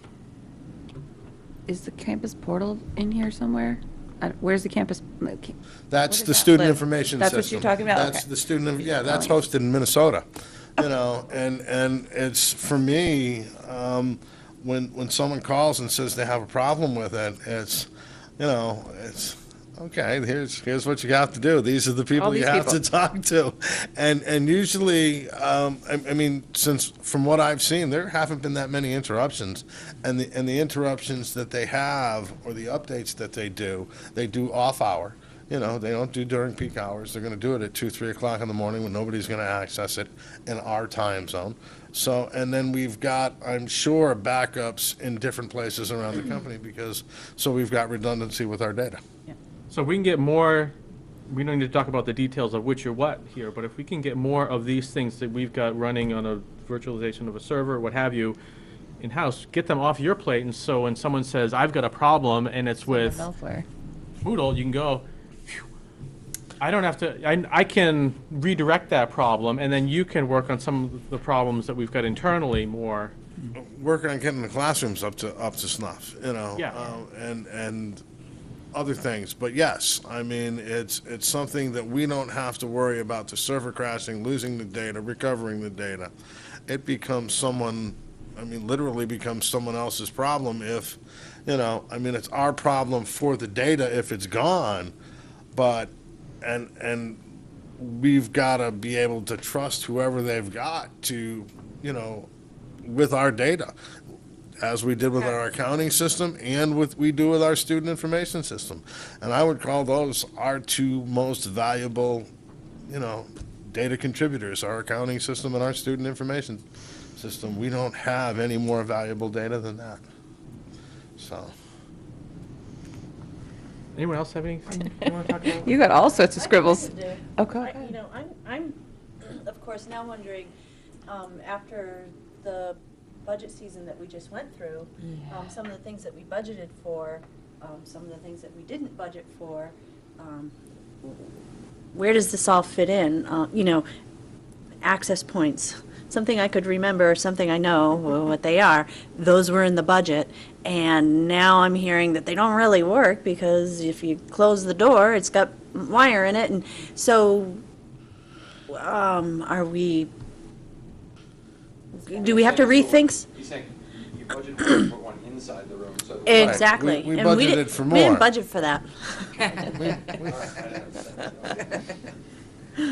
So, We budgeted for more access points Not to many. put more out. not enough to put one in every classroom, and if, and so I'm wondering, does it make any sense? Because if they really don't work unless they're in the classroom, what's the point in putting 8 more up, or however many we, you know, things like that, If we have them over the hallway, we don't need Wi-Fi in the hallway. You know, why not move them yeah, maybe we, into the classroom Right, from the hallway? and we've had a good donation of Maru Wireless products. So we have access points we can put out. We just need the power cords for them. We have the ones we've replaced. We have the Netgears that we're pulling power cords together. The wireless has been an issue all year long, but it's been allowed to slip to the back because we've had more pertinent priorities. And we've dealt with the more pertinent priorities. Now the wireless has worked its way back up to the top again. And, you know, after the email I got, we pulled together a half a dozen more cords, access points that we will be deploying, you know, that we have in-house now, to try to resolve the problem. I mean, it's just, we have so many little fires and so much time in a day that we can't get it all done fast enough. I mean, it's a never-ending battle, without a doubt. But it's being addressed as steadily as we can get to it. And I mean, you begin to go to one place and you get pulled to another place. And, it's so I guess, you know, to further discuss the point of the budget, you know, this sounds like new stuff that we didn't budget for. Why, should we have? Why didn't we? Why didn't we know this earlier? Because it doesn't sound like something that just happened. And do we have to, do we have to rethink what we did budget for? I'm getting at, Oh, yeah. I just, I'm feeling you. Yeah, like we bought those 64 computers, yet we don't have the bandwidth. We don't have, Well, Or they're they're frustrating and not working as well as you had hoped. because of a communication issue with an old network. Right. So Right, maybe we should- and I mean, in theory, it's a positive step. In reality, the little speed bumps without the correct manpower drain you. And that's where I was headed with that statement. That's what I was going at. I would say that the machines that we've deployed over the break have been a definite positive, for the building. Just, for me, not as positive as it could have been had the correct infrastructure been in place to accept those machines. And for me, not being a Novell expert, it was definitely trial and error. And we tried it, and we fixed the errors, and we're still in the process of fixing some of the errors. And we will fix them all, there's no doubt in my mind. I mean, we've got one now that's been consistent, yet inconsistent. It's the same problem, but it never happens on the same machine twice. It's and other people have seen it. Because we have so many of the same card, we see it in redundance, and we address it. And we try to we find cures online, we implement those cures. In some cases it works, in some cases it doesn't. And it's become, I'm surprised I don't have a flat spot right here because of those little network cards, but that's a whole nother story. But I'm kind of we wondering. did fund another body, right? Another Right, person and- for next year. It'll be this coming budget, right? It's not, we didn't hire someone right away. Well, we won't have any more manpower, let's put it that way. We more, because the position that you approved had some different functions, but it really was a carryover. The position, when he refers to Jameson, who's with us full-time now, he's really in a consultant role. He's really not as a formal Oh, district right. position. So what we did is we created it as a district position as opposed to a consultant role. So it's not another person in addition to It's not another Jameson, body. It's just fully funding his position. Right. and- Completely. Yeah, Oh, bummer. Here I So- was thinking we'd Yeah. have another set of legs for you. yeah. So I'm wondering so is this something, first of all, is it something that can wait until July 1st? Because we start a new budget season, and I'm wondering if we need to rethink some of what we've budgeted to go toward this instead of toward other things. Where are we gonna get this, where are we gonna get this money? Come on, tell us where we're gonna get the money, Dan. Yeah, in my opinion, you would have to decide to not purchase we still funded computer replacement equipment, or replacement equipment. in the For budget. this year, For next year. for next year. You would have to make a decision, perhaps not to buy computers, and to buy Infrastructure. infrastructure. So that we can wait until July in the new budget season to do this. Right, So that I mean, we have budget issues for FY12, and I can't see us finding the money No. to be able to purchase them because of the ceiling repairs. Yeah, Mhm. yeah. So, I mean, but there were mobile cuts, Right. which, you probably you would want to do, but there were other replacement equipment. I don't recall what it all was up, but there was, There was computer, because was the computer- budget committee said that they supported that because they didn't want us to see us get into a situation where we went 4 or 5 years without buying computers, and then we had to buy all the computers for everybody, but maybe you have to repurpose some of that money. Did we already target our computer or technology fund for some things already?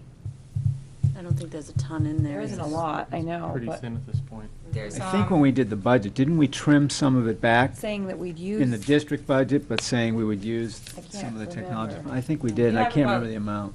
You have about $50,000 Oh. in the technology fund. It's not a ton. You have on the books over There's the software 100. piece. You have on the books over 100, but I haven't paid for my $50,000 software yet. Accounting. They haven't billed me yet, so, because we haven't implemented yet, so that has to come out of there. But, so that would leave you about 50. I mean, No, well, like I said, it would pay what the software piece you said was 40. Well, for what I've looked at for the 4 servers, the Exchange software, the Windows, I would say we're looking roughly at around $45,000, strictly for the hardware and the software. To implement, there's going to be some man-hours involved. Some of the man-hours will be in building the servers, which in my eyes, we should buy them built, because that way we know they're done correctly, and we know that they'll all work with, they'll all talk to each other when we get them. Because we have to build, when we implement, we have to keep the old network running while the new one's being built, then run it in parallel, and then switch it over, still keep the old one running in case. And so it's a dual endeavor for a short period of time. Then you can dismantle the old network and rebuild and redeploy as we want. So so in a perfect world, in a perfect world. if, like, I guess I'm just trying to decide, like, I think where you're trying to get, do we need to do this now? Can we limp through the rest of this year? I think Wait we- till the Sounds beginning like of we next have year? to. Or, in order to give you time to actually do everything you need, does it need to be done over the summer? Or does it need to be done while people are there using it, so you know? In my eyes, this would be an awesome summer project for this summer, if we could do it. It would be the time to do it, and it would allow, the changeover to happen with the least impact, because the biggest impact will be the cut over of the email, going from GroupWise to Exchange. And while I've gone from iMail to Exchange, I've never gone from GroupWise to Exchange. But I've talked to people who've done it, who say it can be done. It's a little cumbersome, but it can happen. If you make a decision, I should be talking to Mike, if you make a decision to utilize the funds that were approved to purchase computers, maybe not tonight, maybe in a couple weeks after Dan, I haven't even seen the proposal, but after Dan and I have a chance to sit down and go over his budget for next year, I mean, he could cut a PO anytime for next year's and order it and get it all set. We just can't pay for it till July 2nd. Right. And I mean, with the right vendor, we could get it all planned, prepped, ready to roll.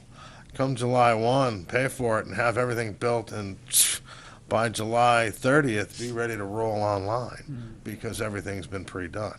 I mean, that's, Sounds like the way to go. Yeah. So the 45,000, that's to get rid of Novell completely? It is. Okay. it is. And to- And we would have a Windows domain. You would never see the big red N again. So we'd replace we'd have a Windows Server 2008 Revision 2, correct. Rev 2, Active Directory everywhere. I'm still not convinced that we shouldn't consider, and we've talked about this for a long time, so I don't want to get into certainly merits of it, but why not host our mail elsewhere and not get Exchange? It's something you can do. My reasoning would be retention and the legalities of it. I don't know exactly what we're required. I know we've had issues with emails, needing emails from the past quickly. So I other mean, companies there's- have those issues. I think that's something that maybe you Right. guys can talk about It's offline. absolutely something that can be looked at. I went based on my experience on the things that you'd want in-house, but again, we host our student information and our accounting outside, so That- email wouldn't be any different. But that comes with a cost, too. Right, you would definitely be paying, and That I would be think, an annual cost you'd have every year. Right. and I think, I mean, hosting anything on the internet is gonna have a cost to it. I would think that email would probably have a higher cost than Moodle because of the legalities of the emails. It would have, we'd have to make sure that it was held to a little higher standard as far as retention, crashing, and our access to it, what we would need, just for the legalities of it being a legal document. So, I mean, that would be something, but you're right, other companies, I mean, there's other districts that use Gmail and pay Gmail to host their emails, so. So I think we should look into, have that on the list with Moodle Absolutely. and the others. I mean, it's without a doubt, and then it's one less server, and Exchange is a per-seat license, so that's a less, I mean. Right, if which it's a is, when we're trade-off. talking about software and it's Absolutely. $45,000, and you're saying this is all hardware, is that Well, 45 grand? the 45,000 would be all the Windows hardware and software. And software. Including the Microsoft Exchange and the licensing for, I believe, 500 seats, which is roughly what we have for group-wise. But we don't need 500 email accounts, right? We only do staff email. We do all staff, correct. So that's- anyway, I'm not sure the exact number. 200 something, all right.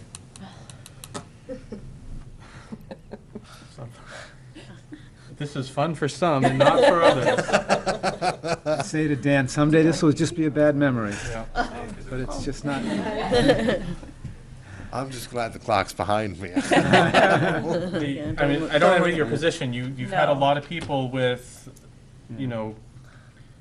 that have, a lot of priorities and are trying to rely on technology every day and are feeling like, oh my God, I can't rely on technology because my wireless doesn't work when I'm here or versus there, et Right, cetera. and the way to fix that is go to the root of the problem. If we start with the infrastructure and work out, that's the way to build it, not starting with the tools and working in, because we have to have a solid infrastructure, because we want whatever we get for the classroom or the offices, we want to be able to plug it in and have it work. All right. Anything else anyone wants to, Chet, you've been quiet over there? He's taking it all in. Good. He's taking it all in. I guess I don't have any questions. I think they've been thoroughly, this topic has been thoroughly discussed. I mean, just the bottom line is that we need to aggressively minimize any inefficiencies in our system, because it ultimately impacts student performance and increase our costs. Absolutely. So whatever it is, technology, instruction, we need to minimize those inefficiencies, because if we don't, then, we're preparing our kids for 21st century learning. We're going to be in the next century pretty soon, and still not have don't say our. that. 12 years into the Too much. 21st century. And without a doubt, we have to get there. And our infrastructure out, in my eyes, is the way to do it. I mean, it only makes sense that if you plug a device in, it needs to work. And if your infrastructure is not there, it's not going to work. All right. Okay? Thanks for coming and Thank you. My talking pleasure. through it. My pleasure. Anytime. Don't say that. Yeah, right. All right. Wow. On to the district improvement plan I will try and progress report. move this along.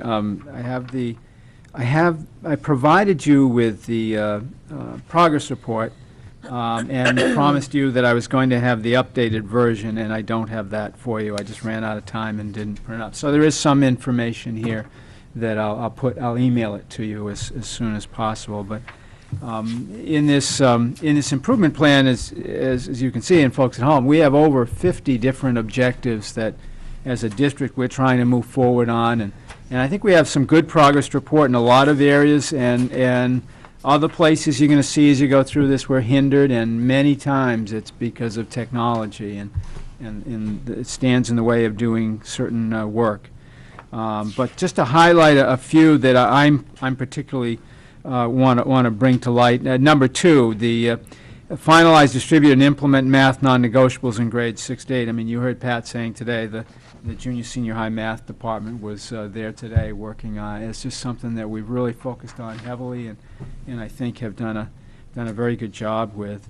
On the next page, number 9 and number 10, before we get to the end of the year, I'll have folks bring to you a report on those, but implementing the DOE focused monitoring process has been a terrific process for us. I think we're learning a lot, and we'll be happy to report that out at the end of the year. The restructuring plan at the elementary school, I think that's nearly complete. It could be in May that you'll see it, but it's been, they're satisfied, I think, with the product at the school, but then it's got to be reviewed at the district level, and then hopefully we'll get a completed plan. But I think all in all, the staff involvement and the product is probably very, very good. I think the staff really worked hard to take this seriously and see how we might restructure. Let's see. No. On the top of page 4, revising this high school's program of studies to communicate more rigor and the expectation that all students will be college ready. I don't know about you, but I was extremely pleased with the presentation and the growth and opportunities and rigor that we're presenting to kids. So that was a good thing. Taking steps to maximize the effectiveness of paraprofessionals within the classroom setting. I think we've made a real concerted effort at training this year. We had training today, as I recall, and so we're really working hard to give them the training they need to be more effective in the classroom. Number 23, improve technology infrastructure according to a long-range plan. Enough said. Not for lack of trying here. On the next page, developing a protocol manual. You recall I may have given you that. I know I gave you that back in August, and very pleased with that. And as the year's gone on, as things that I see need get plugged in, I will plug it in, and we'll have a new one come August. Number 28, increase the number and variety of special education endorsements. You see some reports there of some success. I know there are other things that are moving out there. Some request crossed my desk the other day from a teacher that noted that, so I was pleased in that area. 33, revising the classified employee handbook.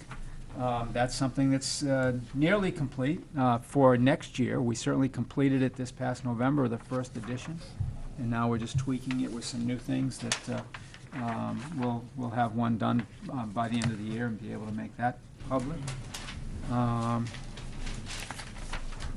Let's see. Number 39, I'm extremely pleased with. You may recall the proposal with Town Council to buy some TV mobile studio equipment and then hopefully lead to a video production club. You see a list there of just a snippet, really, of the number of things that they've been involved with in terms of promoting more school events. The video production club, at the beginning of the year, it started pretty good, some interest, and then over the winter time seemed to wane, and I got a little bit worried. And then they came back last month or two with, I think we have 6 solid kids now who are very engaged in it, who are going to continue on. They're not graduating, and I just think it's going to grow to where in a year or two we'll probably have a course that incorporates that at the school. So I'm very pleased there. Let's see, do I have any others? That.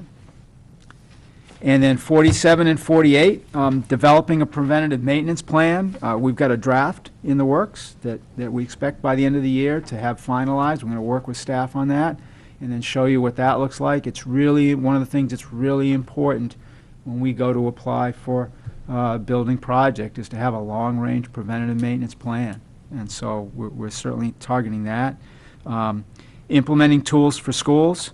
Jonah's provided some information in there about tools for schools and our membership in the Northeast Collaborative for High Performance Schools. So we're moving forward on some good fronts there in terms of taking care of our facilities.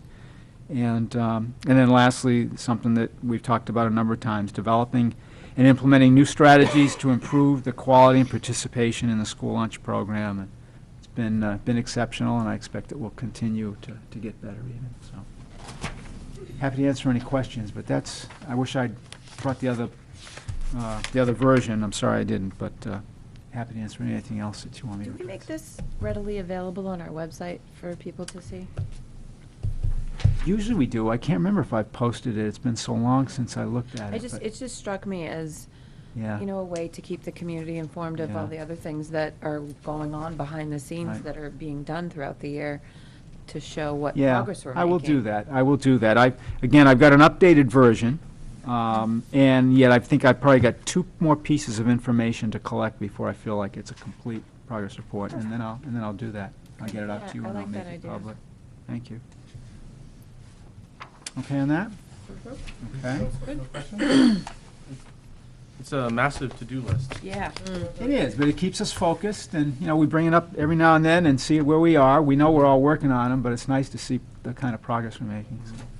The one comment that I'm going to bring up that I think, Meg, it was you that maybe last time we reviewed this, or maybe I was putting ideas in your head, is that there's a lot of them are, the goals are ongoing. I know.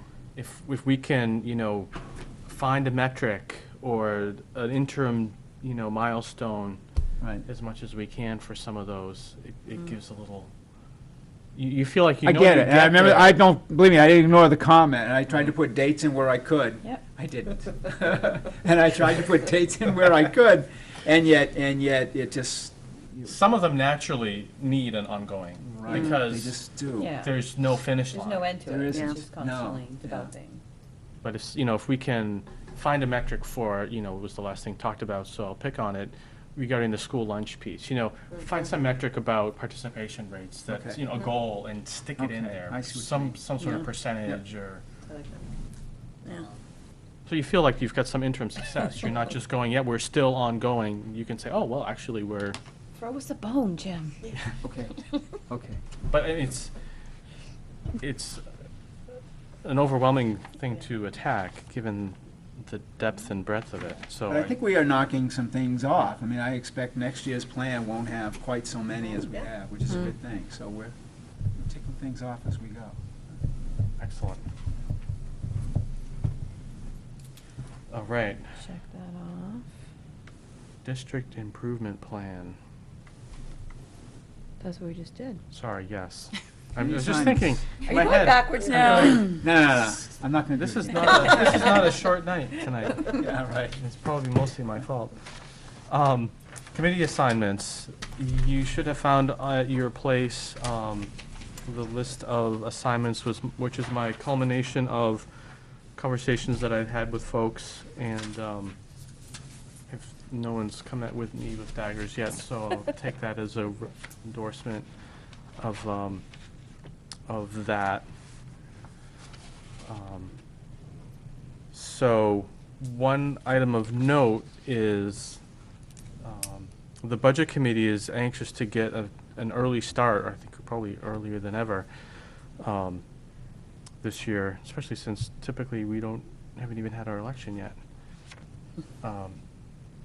But Linda, as you see, I've named as the Budget Committee representative. However, the Budget Committee is planning an organizational meeting on the 9th, which is Monday. And she is unable to attend. So, and in response to a Budget Committee meeting organization question, Linda said, gee, I can't make it, but maybe someone from the board can come. I think we can take that and just be an observer.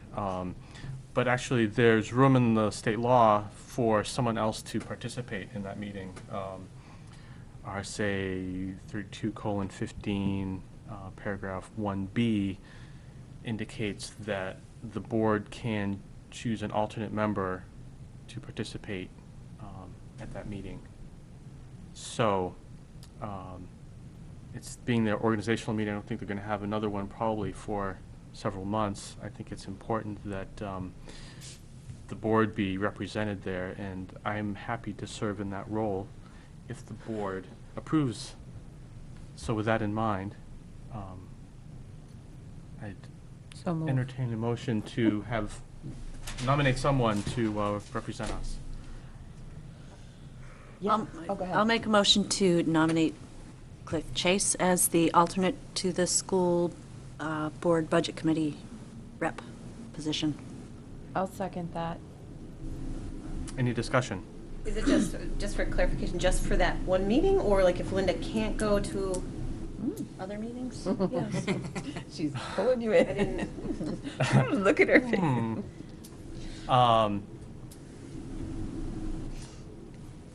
I think it might depend on the motion, but it could be to serve as an alternate, standing alternate. Yeah, Sure. I did. That's how I That's interpret how the my law. motion was.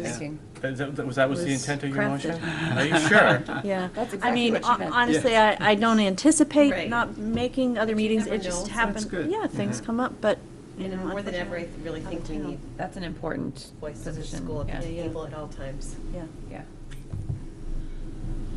Okay. All right. Motion and a second. Further discussion? All those in favor signify by saying aye. Aye. Opposed? Now, we also need to vote on all these others that are on the sheet, obviously not one at a time. Read the sentence up top. The chair Annual makes the assignments, and he's done that, but they have to be ratified, if you will, by the school board. Is that what the policy says? I just noticed that the word annual is spelled incorrectly, just so you know. So good, Kelly. I think that comes out of the law. Really? Well, there's no harm in doing it. No, there I isn't mean, any it doesn't- harm, I but think it's just affirming your Yeah, appointments.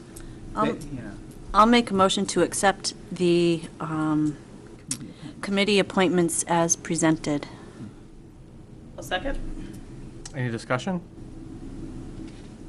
All those in favor signify by saying aye. Aye. Opposed? Great. Took us till 9 o'clock, but we're actually taking action. We have a elementary school parent newsletter. Yeah, I have an extra. Did somebody not get? I got two also more. have an extra. Okay. Believe me, I get them. I get them at home. she put it in your packet. All right, well, it's a great publication. Yep. You can Yep, read give it, it to a friend. right, read it and devour it and give it to someone else. Joe, what do we have for a budget update? Well, I just wanted to make sure that you are aware of where we stand currently with our budget. The ceiling repairs, the first round of expenses, ate up the entire contingency. We had about little over 100,000. And that was the line that I had put the money in from the savings from the retirement cuts that we didn't have to make as many, we didn't have as many cuts. Out of that same money, I had put money into the special education tuition outline because we were funded at $250, but we were projecting out at $400 by the time we started our year.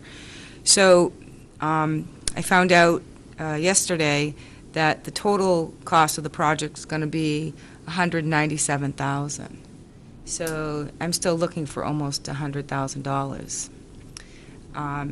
My suggestion would be the same as I believe it was the last time we spoke about it, which is to charge back the special education trust fund, perhaps the overage of what we originally budgeted. We budgeted $250. We're over that by a little over $160,000 as one option to be able to free up the money that we need to pay for the ceiling repairs. I mean, we don't have to do it today. We can just keep watching. I have a budget freeze in place. We can just keep watching the numbers, and we can come back to it. But I think that's the only other place we have to go in our budget. We still have $100,000 left in the maintenance trust fund, but my fear is there was no money budgeted for any boiler problems next year. So if we use that up, we could be in a mess, and I would rather save that money in case we had a boiler breakdown. So you're about 100,000 short. If we transferred 100 from the special ed account now, and then if other needs arise, we still have that 60,000 more that we could. Right. I mean, so we could. You We could could do it- wait on that. We could do it in two pieces. Right, if need- certainly you could do it. His was what I got yesterday was an estimate, but I can't imagine it'd be much different than than what he said. But the total cost ended up $197,000, unfortunately. Does that estimate piece include the work planned for the summer? No. No, that's next year's budget, or, so that's just work done, time and materials. Yeah, 10 materials, and it's not just the Horn construction. It included our electrician, Daniels Electric. We had to have the Superior Fire and Safety come in and disconnect the alarms and then reconnect them and the sprinklers and everything. So it's everything. It's expensive. Yeah. And just to make sure I heard you right, due to needs in this year regarding special ed, we've overspent our special ed amount by 100,000 more. Right, 160,000. I had money to cover that until we had the ceiling issues, because we didn't make, when we cut the retirement, we projected out it was a $300,000 cut. It didn't end up that. And then, we stuck it in contingency, and I put it into special ed, because we knew, even though our budget passed in March last year and the projection was okay, and Jean's recollection was that it was cut a little bit, she had kids move in all spring, which we knew going into the year we weren't going to make it. And luckily, the retirement issue worked out okay for us. But then, We had the ceiling problem. Did we, so at this point, are we anticipating another shortage in the special ed account next year? No, Next for next year? year? No, we budgeted 400, and Okay, then I good. think we cut Okay. 50. Okay. I think my recollection, I don't have my papers for next year, was we cut 50 and said we'll tap the trust fund. Okay, So, all right. we started with 400 because I put that number in. And I'm sorry, and what is the balance of the special ed account right now? It's actually over what the board voted could ever be in there. 255, 533. All right. all right. So, again, we don't have to take action on that. No, you don't have to take action tonight. We can do it in 2 waves. But I want to let you know that, so that we're not sitting here and, in June saying, well, we're going to have to hit trust funds because we're not going to make it. And I also know that people are kind of upset that I, put a budget freeze in place again, but I didn't feel like we had any options. Because we had no, if we had a proposal to say what the work was going to cost, it would be different. We could have figured it out, but we didn't know. I didn't know till yesterday that it was going to cost $197. So you don't feel like maybe now we should take action and transfer 100? You don't have to. You don't have to. I mean, because the minute that we do that, the minute you take the vote, we send an invoice to the trust fund, and they bring a check within, 10 days. We're not short on Okay. cash. We Okay. have money. We're not short Okay. on cash. It's just the projection out Gotcha. for the rest of the year. All right, duly warned. Any other business department stuff? No. No, but we ran a trial payroll Monday. We ran a trial, we had the software people in with us, so we're not 100% ready, but we're going to implement July 1st. It makes the most sense to implement July 1st with a new fiscal year, and we won't have to do any journal entries. We will have to run 2 W-2s. I'm not sure how we're going to do that to carry over people's earnings from January to June, but it really was fantastic. We were very pleased, so. Good. And it did help, whatever he has done, it has helped for us to operate. We were running reports where in January, we were just stuck. We couldn't do anything, so. Just need Jim to turn down the music some more. All right. All right, that's it. Stop the streaming. No more. I look forward to you having the tools, too, to have people to Yeah. report on line item basis. Right. And my Hugely valuable to the Right, my goal is to, every single month, I wouldn't do it every single meeting, but every single month is the second meeting of the month, is to give you your reports, easy to read, we can manipulate the data, the way the reports come in, you can input into Excel you can collapse the lines so that you maybe get a one-page report that just shows you the different function areas and where we stand today. I mean, it was exciting. We were very excited. Good. Can't wait. Yep. All right. Any questions for Joan? Off to policy then. Woohoo. Okay, you have a stack of policies that are there for a second reading. In my superintendent's report, I gave you information about each that you had requested. I think I've answered all of your questions. Perhaps not, but tell me. The board officers was there purely for review. There are no changes. Memorandum of understanding has been completely reviewed by both police and administration, and appears to be an improvement that's in compliance with the laws. Unauthorized communication devices, we'll probably come back to. You may still want to talk about that. Wellness was one minor change, and I've described, I believe, how we've addressed that. So, and then we have two revisions, I believe. Public conduct on school property, and no, just the public conduct on school property is revised to it's updated. It's a more explicit statement of what persons should not be doing on school property, and then the assault for one is just a review. So those are all of the ones that are there for second reading for your approval. As I made note in my report on the communication devices, if you feel you want to discuss it more, my suggestion would be table it. Principal couldn't be here tonight, but he'll be here next time, and we can talk it out more then. But it's up to you.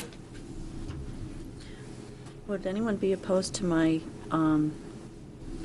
making a motion for all but that one? Yeah. In one motion? No, that's great. That's fine. Good. Okay, I will make a motion to approve policy BDB, board officers, policy JICDR, memorandum of understanding, policy JLCF, wellness, policy KFA, public conduct on school property, and KFA-R, assaults, as presented. Second. Any discussion on any of those, or? Hearing none, all those in favor signify by saying aye. Aye. Aye. Opposed? Thank you. Wow. So That's a stack. it'd be nice to get some input from the administration. Right. Yeah. Right. I mean, he gave me a written statement, but given the time, I think you'd be better off having a discussion with him. That'd be good. So, okay. Then there are several there for first reading. They are all new. The first one is entitled Parental Objections to Specific Course Material. This was a law that was actually in effect as of January of this year, which gives some specific language to the ability of a parent or guardian to if they find course material objectionable, then what? And it defines, a process of contacting the principal and the efforts the school district will make and the burden that's on the parent, because there is some financial burden potentially on the parent. And so that's what's in policy. What I put in my report was what we had put, we fleshed this out as an administrative team and said, okay, how would we process this? And it's similar to some other things that we do. But the paragraph that I wrote for you is one that would go into our protocol manual, and so all principals would see that and as to how to implement this. But that's what that is all about. And then as we were reviewing that, we did a kind of scan of all of the policies, both that we have, as well as ones that would be new that are somewhat related, and came up with two that would be new for us, that principals felt ought to be supported. The first one here is health education and exemption for instruction. That's not really old news, new news. It's old news because for many years, since sex education and whatnot has been part of school curricula, there have been the ability of parents to object, and certainly in our schools, we have a process that purely mirrors what you see here in policy. When I ran it by principals, they said, yeah, that's what we do. We just don't have a policy. So that's how they viewed health education and exemption from instruction. And then the third one, supplemental material selection and adoption, when they looked at that, the principals and their fellow administrators really liked the specificity, especially when it comes to what movies to show, at what age levels, and if it's something that maybe runs against those guidelines, then there's a process of notifying parents and whatnot. So they really like the process. I think it helps us and is good to get out there for the public to know about. So we had those three. When we scanned them, we found some that were revisions of current policies, but I thought I'd take it easy on you and put those for another day. So those are all just for first reading. Any questions, anything right now on those? How are we doing on your list? Remember that grand We're list? doing very well, yeah. Yeah, And so I've I still haven't got a seen that schedule. I've lately. still got that schedule. I keep bumping some down because we kind of Yeah. lighten the load in the wintertime, but Okay. yeah, there's more to come. But we've made excellent progress when you really look at how many policies we have covered through the year. So we're doing a good job. Good. The policy IGE, parental objections to course Yes. material. Yeah. Reading that, and I guess it's kind of a philosophical question. I don't know if we have the ability within the confines of what's in the law to be more clear or maybe somewhat redirect. Some of there's a lot of, if there's alternative course material that isn't available within the district, that needs to be funded for by parents, what have you. But it seems there's a significant burden to the district if someone were to object to something. There's potentially a lot of time taken by the administrators, the classroom teachers, to find something that's mutually agreeable, Right. as you say in your paragraph. Right. I just want to make sure that we're not overkilling the burden, just accepting whatever that burden is. If it's dodgy to get to something that's mutually agreeable, could derail a significant amount of staff hours. We talked about that. Administratively, I don't necessarily think that's as big an issue as what providing the alternative instruction would be, and that oftentimes can involve the teacher. And we talked about how we already pay teachers a curriculum rate, and we call it, and it's an amount, let's say they do in specialized instruction outside of their normal workload. And so we think that this is what we would be charging parents as well. It wouldn't be just necessarily course material, it would be teacher Right. time. The expense of I agree with yeah. you. Mm-hmm. So that's part of our thinking.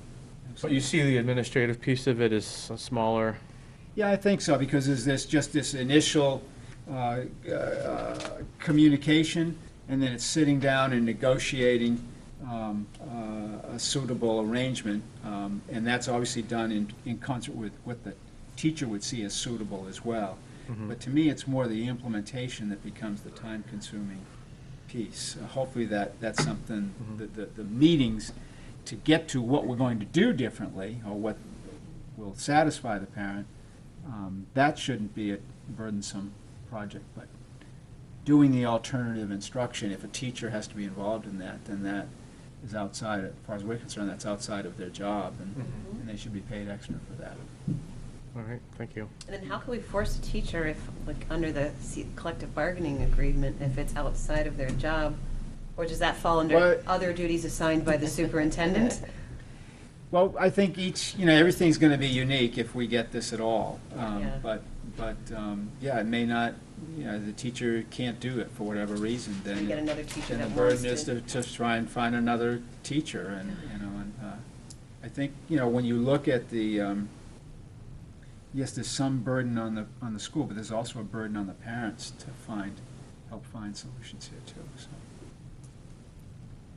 But And it's just uh, materials, like if they didn't like a particular novel that they're reading in classroom, as opposed to. Well, the one that's out there the most these days tends to be Huckleberry Finn, Mm. and the language that's in that. Okay? from the rye. Catch from the rye, Yes, sure. I mean, And so it's easy, it's a relatively easy fix, I think, to find alternative instruction, but you could get something that really is, that I can't even conceive of, that is time-consuming beyond that. And, yeah, I think we would have to pay the teachers, or they pay a tutor, or whatever. Mhm. But, That's true. you know, they could go out and hire their own person, as long as we're happy with what the program is and who's delivering it. I know that some teachers have a protocol that they do send home letters and ask permission.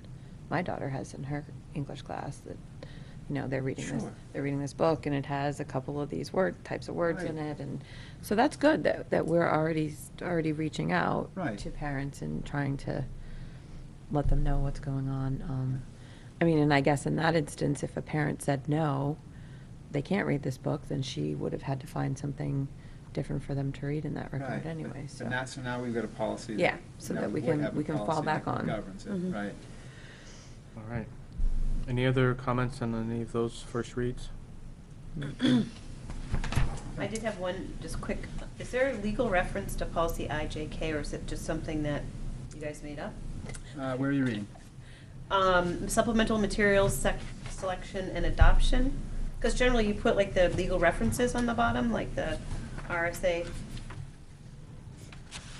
Yeah, there may not be even a legal reference here, it's just a recommended. Okay. This isn't required by law. Okay. But it's a recommended policy that, when I looked through the School Boards Association set of policies, Okay. it looked attractive to me, and I ran it by principals, and they liked it. Okay. so. All right. On to resignations and other leave requests. You have 3 that are listed on your agenda, and there's a 4th that I put on in front of you tonight, I believe. The first resignation on the list is the resignation of our elementary school principal, Scott Thompson. He has completed his contract negotiations with Litchfield, so that's done. So now you have his letter here tonight for your acceptance. Is there a motion regarding resignation? I make a motion to accept the resignation of Scott Thompson, the elementary principal. I'll second that. Any discussion?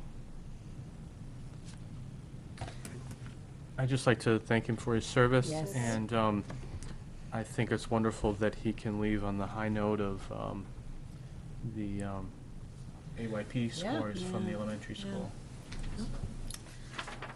I'll communicate that. Follows him to Litchfield, and he can do the same for them. They're Hopefully soon. They're Yeah, restructuring yeah. problems, yes. Yeah, he's been he's been a great person to work with over these many years. Very, very intelligent man, and Litchfield is very lucky to be getting him. Mm-hmm. The comments? No, appreciate his service. Hearing none, all those in favor of the motion signify by saying aye. Aye. Opposed? Thank you. The second is a notice of retirement. It's out there a ways. This is from Sandra Stowe. She's the art teacher at the elementary school, letting you know that she plans to retire June 2014 after what will be 25 years here in the district. Wow. I'll make a motion to accept the notice of retirement from Sandy Stowe. I'll second that. Any discussion? A little longer. She's done. All those in favor of the motion signify by saying aye. Aye. Aye. Opposed? Okay, we have a couple leave of absence letters. You have one from Holly Russell, seeking a maternity leave for, well, I think she already put in for the maternity leave. I may be wrong for, let me see, for this year. But then I think she decided she wanted to take another year, so.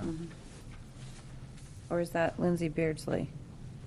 That's Lindsay Beardsley. That's Lindsay She wants Beardsley, to- that's not She Holly. wants to Holly extend. Russell. Okay, yes, yeah, Lindsay Beardsley has been out this past year and wants another year, but also Holly Russell, she's due this May, if you look at her letter, she'll be taking 22-day maternity leave through the end of this year, and then is requesting maternity leave, unpaid leave for the 2012-2013 school year.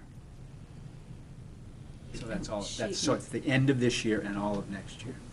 Do they have to be tenured in order to ask for that, or no? That's not No, they one of don't. those, okay. Yeah, I just but the wondered. most that they can get is 2 years. So for Lindsay Beardsley, this would be her, and actually for Holly Russell, as I The year, understand it. yeah, you can ask for the balance of the year in which you have the child, and then one additional year. Oh, okay, Right, so that's their upper limit.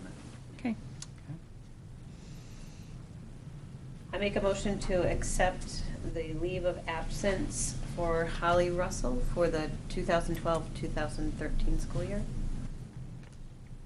I'll second that. Any discussion? All those in favor signify by saying aye. Aye. Aye. Opposed?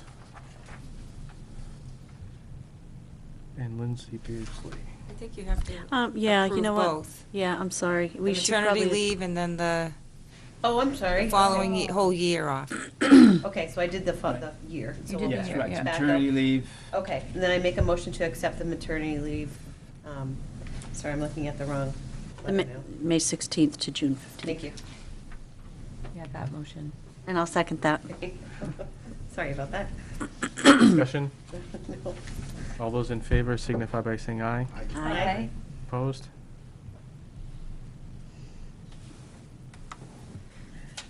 Now on to Lindsay Beardsley. I'll make a motion to accept Lindsay Beardsley's maternity leave request. I'll second that. Any discussion? All those in favor signify by saying aye. Aye. Opposed? Okay. Thanks, Joan, for keeping us on course. We have no nominations, is that right? Do we have a manifest? I haven't seen it. No, I didn't. All right. I think No, so. nobody gave me one. There was nothing in the. Moving right along then. Calendar, there's a few things that came up in discussion tonight.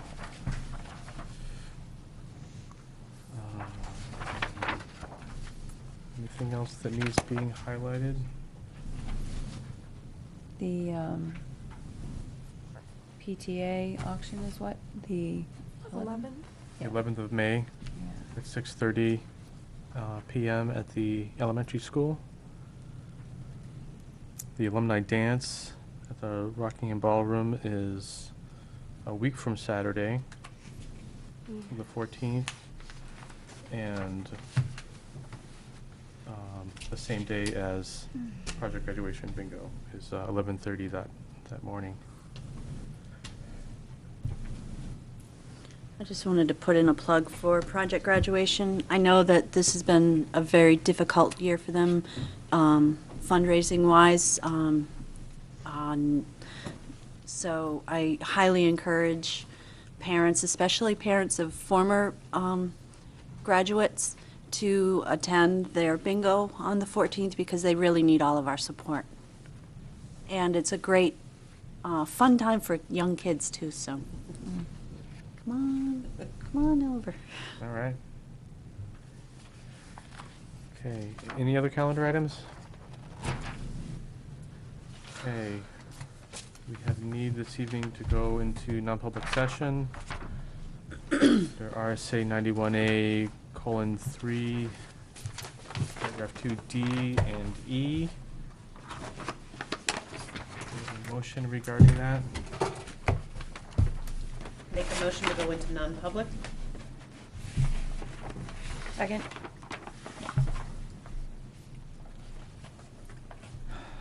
Jim, when you're ready to call the roll. I am, just 1 second. And it's, Cliff Chase, Aye. Meg Moore, Aye. Kelly Foster, Aye. Chet Jablonski, Lenny Montagani, Aye.